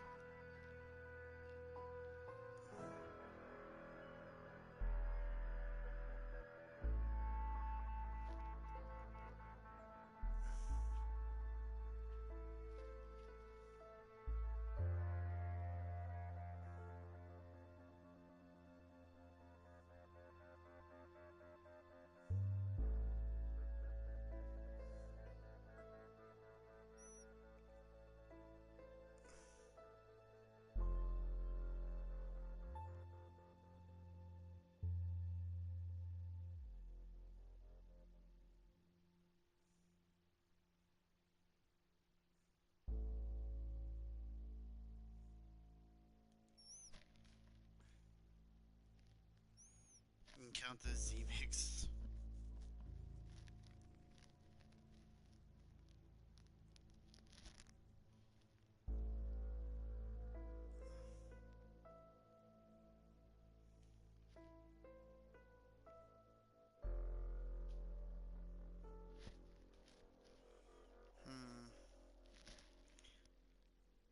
Happens if you don't play the tape and not for blockers. Why is it we don't play the tape? A version of this boat tape.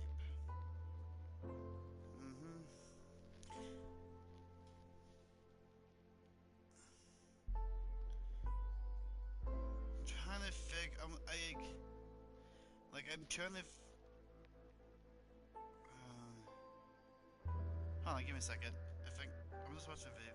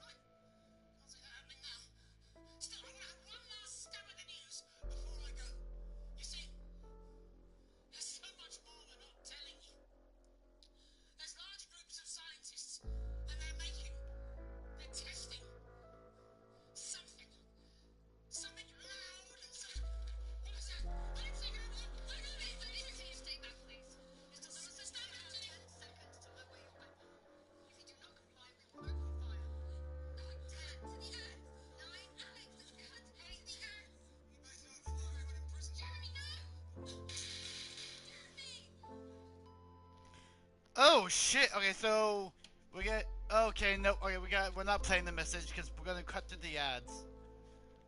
Each guest stream contains an organic blend of ingredients that penetrate deep into the air, breaking down. Oh shit! Shit! Bollock shit! Oh shit! We're fucked, aren't we, mate? That's what I'm talking about? We should be doing an interview with the War Minister, or a report from Grentham Downs. Even the weather will be more fucking relevant than this. Jeremy, please, breathe. It's just something like to keep people's minds off things. Exactly, which is wrong. People's minds should be very much on things. Christ, it's so fucking hot! Please take your seats as quickly as you can. I can't do this anymore, Jenny. I've had enough. That's it. This is just 10 seconds! Get over yourself, Jeremy. Why don't you stop feeling sorry for yourself for 5, 4, 3... Welcome back to the National Nightly News with me, your host, Jeremy Donaldson. Later, we'll be talking to the captain of the Territory's first cat football team, Professor Pumpkin. But first, I'm joined by 3 guests with some balmy bodily behaviours. Joining me is a woman who's been hiccuping for over 9 months. Isn't that right, Miss Piercy? Yes, that's right. Yes. Tell us, what brought all this on? Well, it's all a bit of a blur, Jeremy, to be totally frank with you. So I was watching your show and I remember seeing the news about the election, and it hasn't stopped since. Fascinating stuff. Also here is Frankie Steampipe. Perhaps you could explain to us exactly what your physiological foreboil is. I'm here to say it's high time people like me were respected. We're constantly overlooked in the workplace, we're whispered about on buses, and we're asked politely to leave children's birthday parties. And it's disgusting.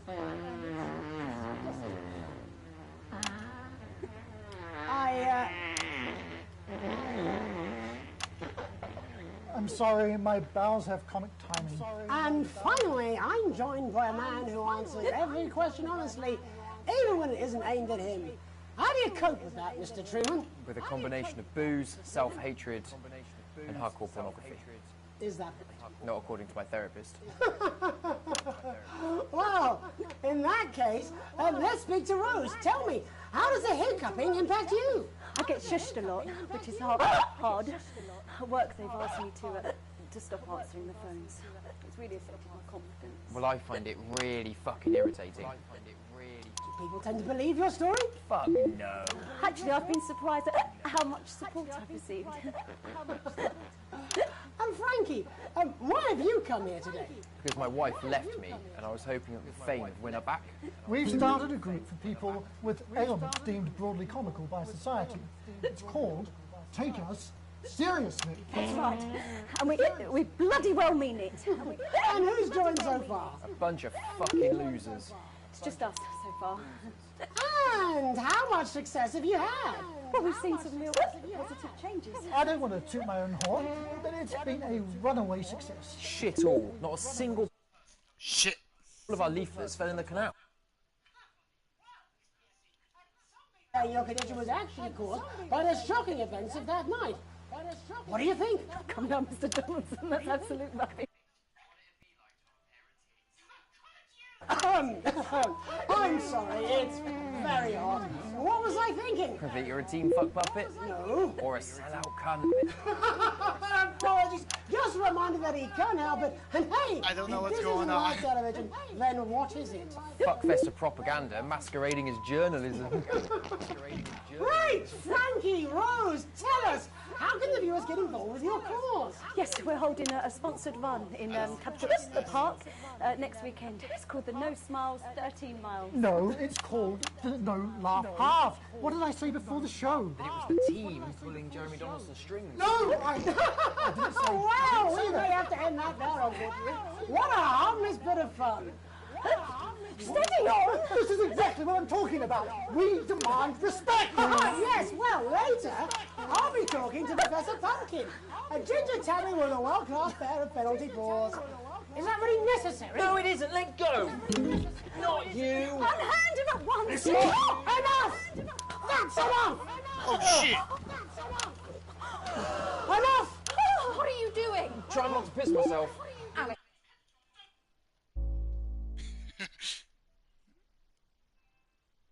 just gonna...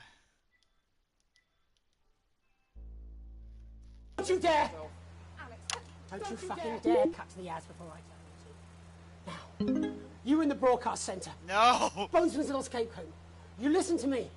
You cut to the ads before I tell you to, and I will kill every single person in this studio. I am thinking about what I'm doing. I've been thinking about it for a long time.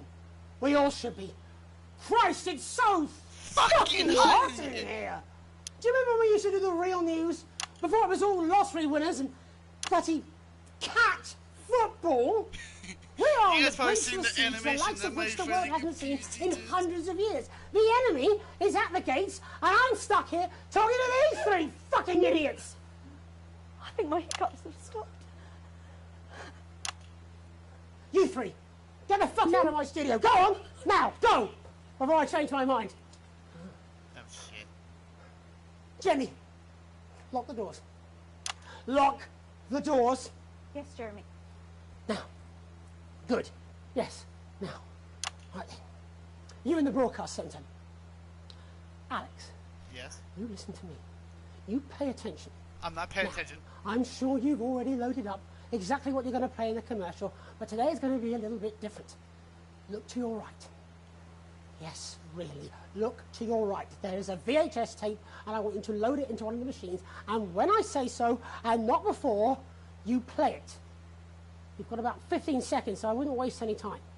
Now, all cameras. I assume you won't be playing that tape. This station does not negotiate with terrorists. I hope I've made myself clear. You seem to know what to do. Every single thing that comes out of this studio is either one-sided or banal. We're going to show the other side for a bit. For a bit of fucking balance. Like the good old days. Alex, play the fucking tape. No, I don't want to hurt any of you. If I see anything I don't like, I will not hesitate to start. Well done, Alex. From the station's perspective, you made the right call. Reset the system for the third segment. I imagine the ratings are going to be through the roof.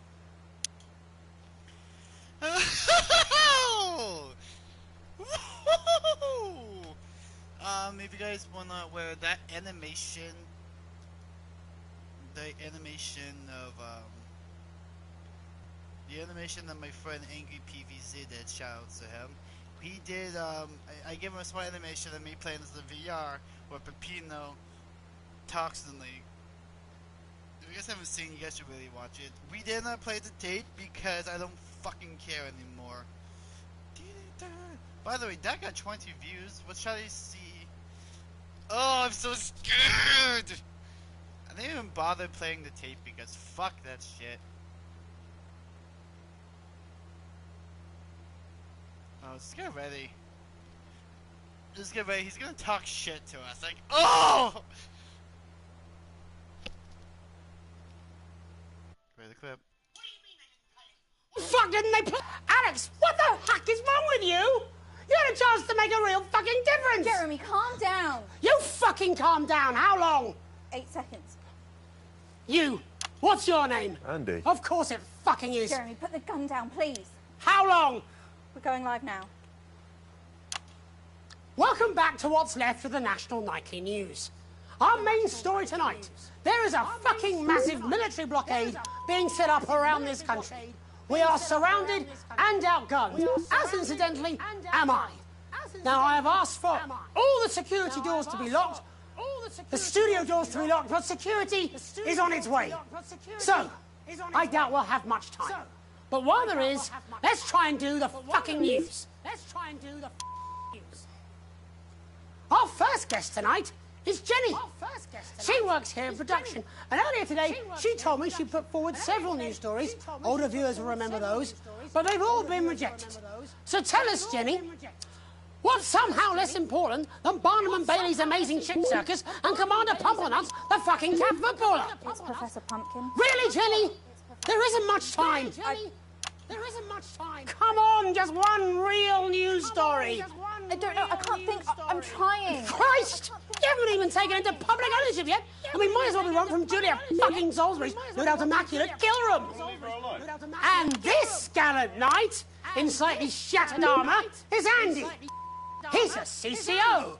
What's that stand for, Andy? Community Cohesion Officer. And what does that mean, Andy?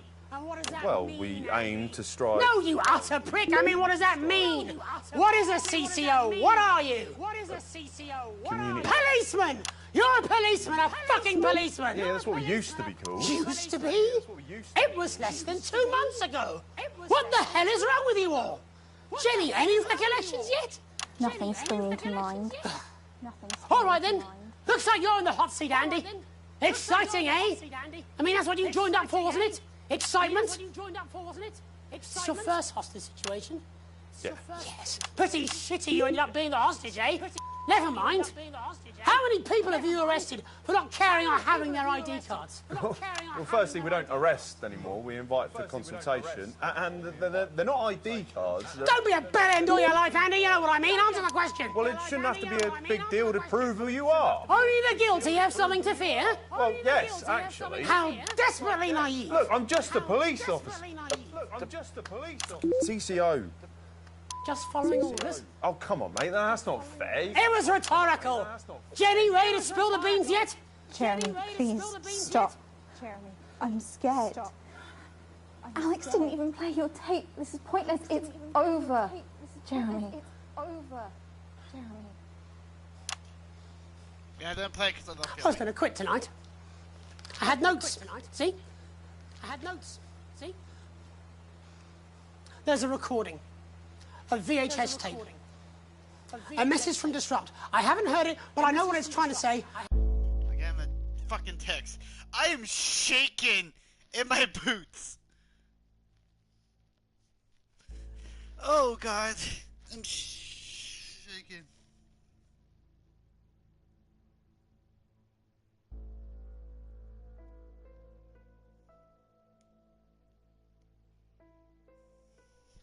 I'm shaking in my boots. And I wanted you at home to hear it. So listen to the other side and make up your own minds.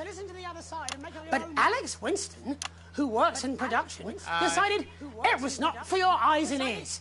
It was not for broadcast. Maybe Alex will play it after the next break. Doesn't matter. Tomorrow morning it will arrive in every major news broadcaster worldwide. But I wanted you to hear it first. To listen to what Disrupt had to say about this unreported country. Because Disrupt and I... Well, we swapped places while I wasn't looking. They're now the ones investigating, looking for evidence, trying to make the world a better place. And me? I'm in this newsroom interviewing Jeff fucking Algebra. What Disrupt have to say is important. You might not agree with all of it, but you should still hear it and make up your own mind. Are you serious? Disrupt. A credible source. Get more objectivity out of Alan fucking James. Oh my God, are you being deliberately obtuse? Why can't any of you understand there's no such thing as a credible news source anymore? Aaron, shit! Aaron! Oh shit, I'm sorry, I didn't mean to. He's bleeding. It's in his shoulder. First aid! Whoa, we need first aid. He doesn't need first aid, he needs a fucking ambulance. Paramedics. There'll be paramedics for the security. Unlock those doors. No! Don't do that. Jeremy, he's bleeding. He could die. Yes, but if you open the door, that's a gift. How did you think this was going to end? Why are you even here today? It's supposed to be your day off. Hold on. I'm scared.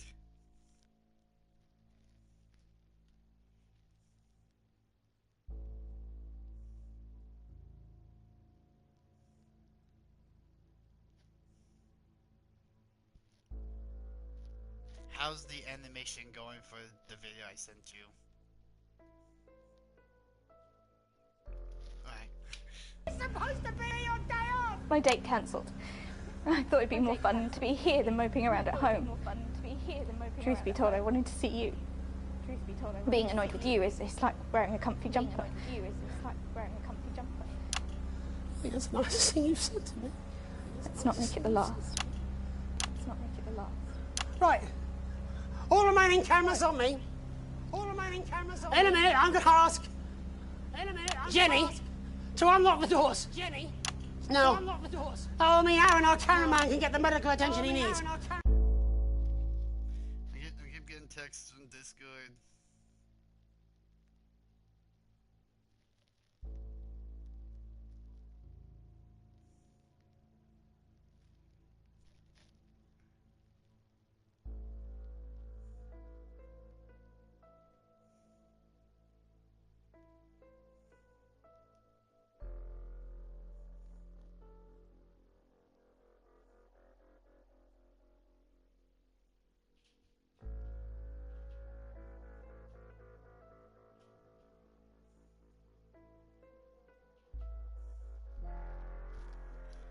Oh my god, I'm like shaking.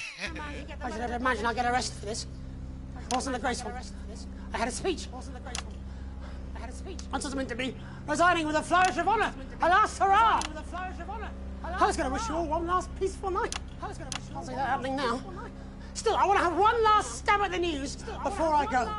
You see, there's so much more we're not telling you. There's large groups of scientists, and they're testing something loud and something.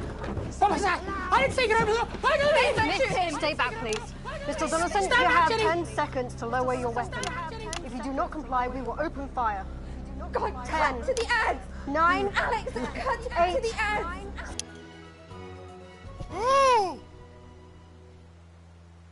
Our society has never. We're not.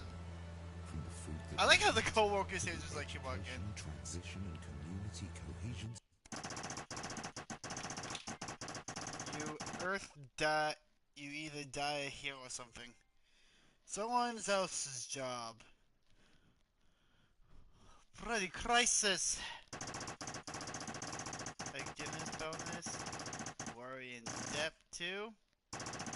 Not quite breaking. See, yep.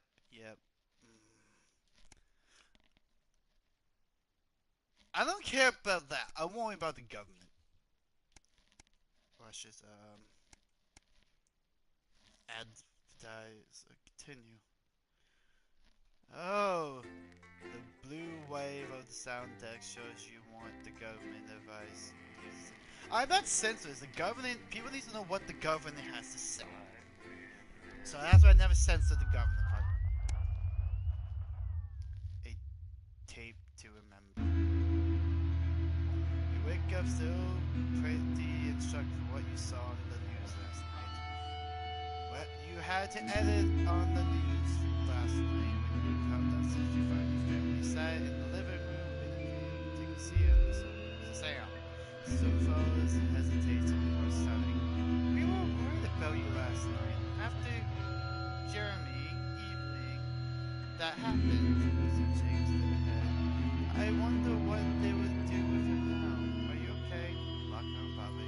Can I say I blame them? Can't shake the feeling he might be right. Since we might be right. So Jeremy, then back to them. We saw that you chose not to play the tape. That paused before we continued. I couldn't help but wonder why. I don't feel like I had a choice. It seemed like the right thing to do. I did have a choice. It did feel like I had a choice. It seemed like the right thing to do. I think you did the right thing. I mean, it was crazy situation, but playing the tape could have been really damaging. Charlie says, "Apparently, you haven't had realized how much his support means. It's good to have your son listen to you. For what it's worth, Alex, I think you were in an impossible situation. Somehow you managed to make the right call. Only you were stuck in the studio having to make that choice. No one can critique what you did, and I'm proud of you. I've never been so grateful to have said so. Take a deep breath and gather your thoughts. It's a lot to take in. You're not sure your full process what happened last week, let alone what Charlie said. Smile it was under pressure, okay? We didn't know how.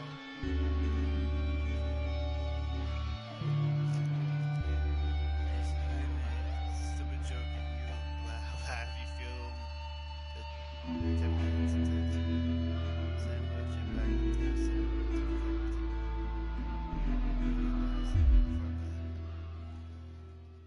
We did we make the right call? I feel like we did. I will be doing more of Not for Broadcast, and I will try to get all the endings. I need to figure out how to do though. A holiday update.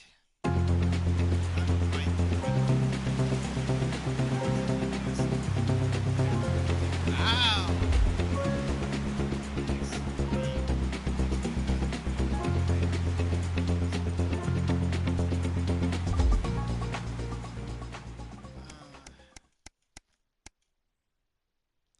371. Alright, here we go. Different things will happen in the news depending on how you behave at work and at home.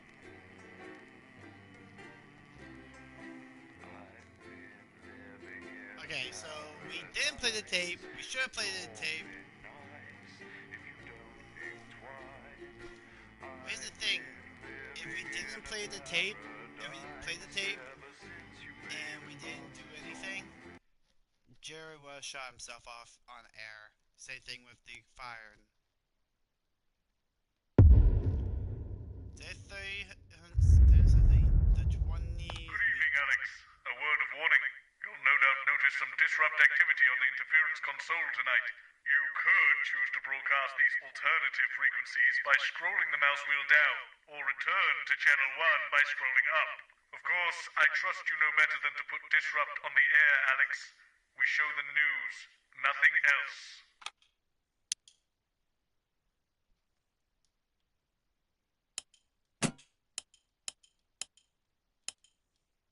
Do where you turn politicians into humans.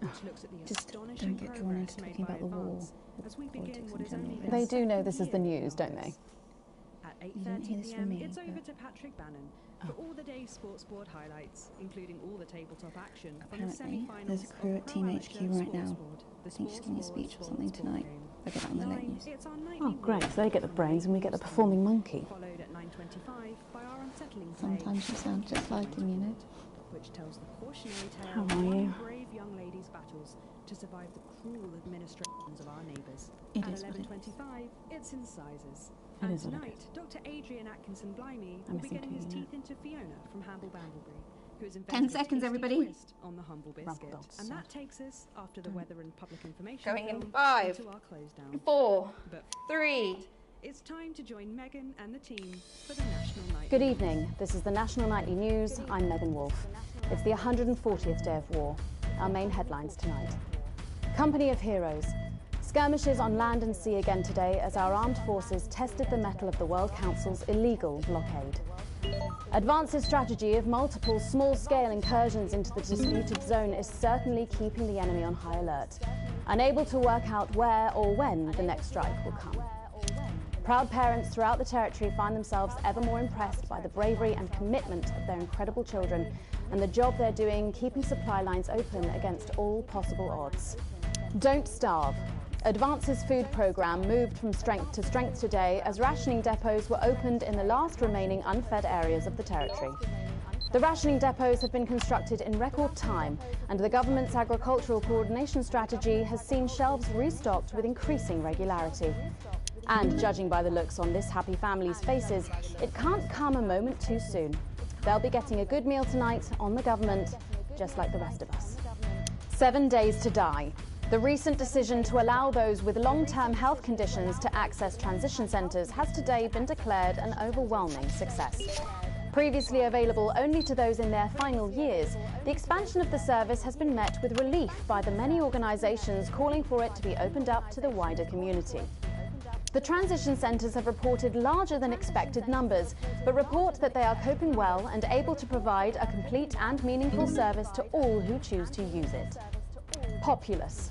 More than 11% of the population have thus far failed to register for a teen membership card, a worrying statistic given that the cards are a legal requirement from midnight tonight. It's up to the other 89% of us to remind our tardy friends that not taking advantage of all the exclusive services available to cardholders is now, as it should be, absolutely criminal. Sympathy for the Devils? A poorly attended protest was held today by struggling self-styled resistance movement Disrupt. Support for the organisation has been falling after this and other news outlets showed the public their true colours. Disrupt spokesman Alan James said the demonstration was to remind people that, although they may have been less vocal in recent weeks, they remain the only real resistance to advance. And finally tonight, our mutual friend. Bail was denied in the High Court today for shamed former National Nightly News anchor Jeremy Donaldson. The presenter will be transferred to new lodgings at Pension Ridge Prison, while the lengthy preparations for his trial, which is still 18 months away, begin. Since being taken into custody 10 weeks ago in this very studio, little has been heard from our former colleague. Despite how things ended, we wish him the best, and we'll be sure to bring you all the details of that court case every night. But first tonight, with the war about to enter its 21st week, I'll be chatting with Peter Clement live in an exclusive team talk from his home in Lanfordshire. Don't go away. You won't want to miss a second of tonight's National Nightly News.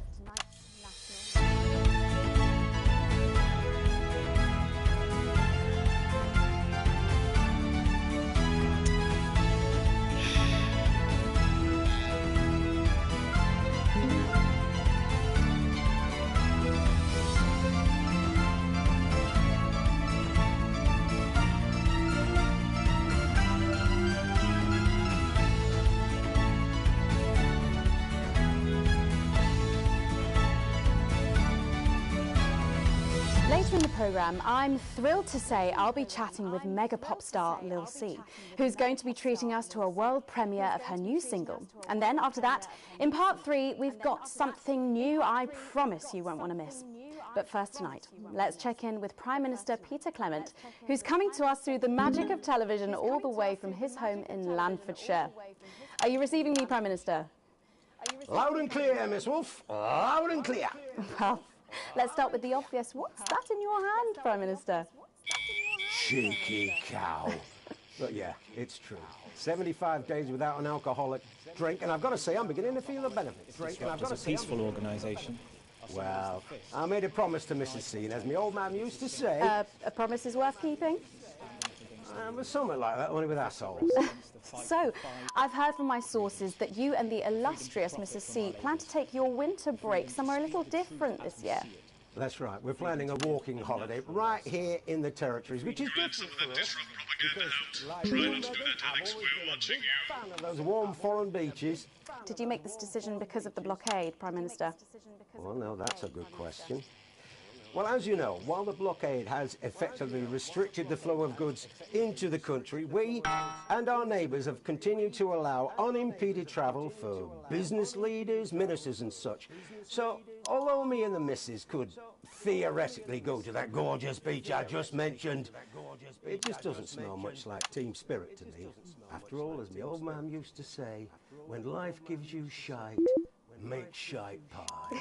It works just as well with lemons and lemonade. Prime Minister, maintaining a healthy body like... Jeremy Donaldson took control of the National Nightly News. Requires some demanding planning. What's your regime and how do you go about it all? Well, the truth be told, it's all down to Claude, my infinitely patient personal trainer. He's a man with a plan. I'm just the prat with a fat. Wow, on that very subject, how are you and Mrs. C handling living on rations? Well, let me tell you, Megan, back in the 50s, when I worked for you backstage for your Patrick Brannan's dad, did you know I did that? I think everyone knows that, Prime Minister. Well, what you probably didn't know was that Graham Bannon was a right tightwad, paid the bare bloody minimum and still found every possible excuse he could to dock your pay even further. I remember he once docked me a whole £5 for having an unacceptably smelly lunchbox type bastard. Anyway, what I'm saying is back then I ate a lot less than I am now, even under rationing. We all did. And let's face it, there are still plenty of people in this country who could afford to lose a little bit of weight. What are you implying? No, but seriously, Prime Minister, we know you're very busy, but one final question, if I may.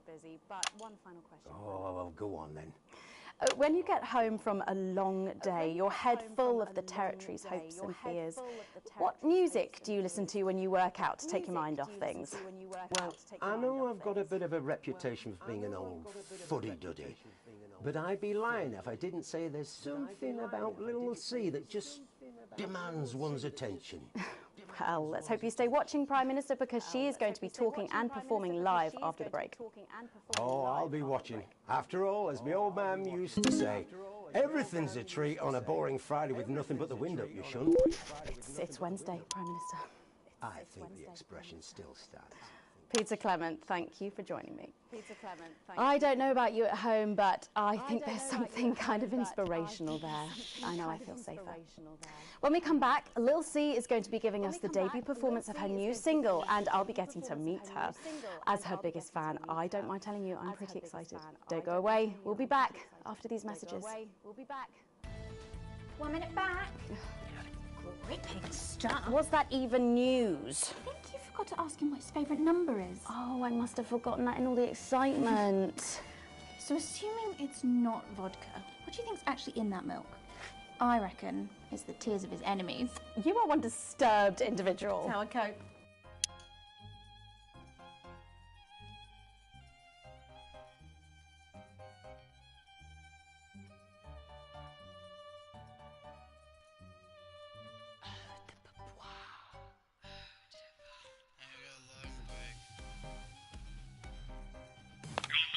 Spotted the updated mixing disc.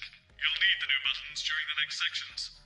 First, we'll need applause when the guest enters and before her song. Don't worry, I'll walk you through it when we get there.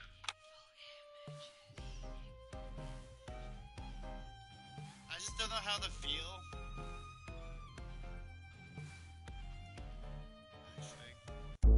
Actually, that's what I'm gonna do for this. But later on tonight, I'll continue this. This will be a part 2. Then after that, we'll see where we go. I am Demon Cassidy here. The one final message. Have a peaceful night. And I'll see you guys later for part 2 of This Is Not Made for Broadcast. And after we complete this one, tomorrow, we're going to be doing the same thing. I'm going to try to get all the endings as possible. But right now, I'm Demon Cassidy. Have an absolutely good afternoon. Oh shit.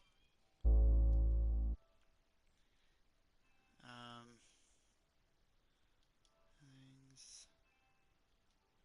Oh shit. Hold on. How do I end? How do I end it?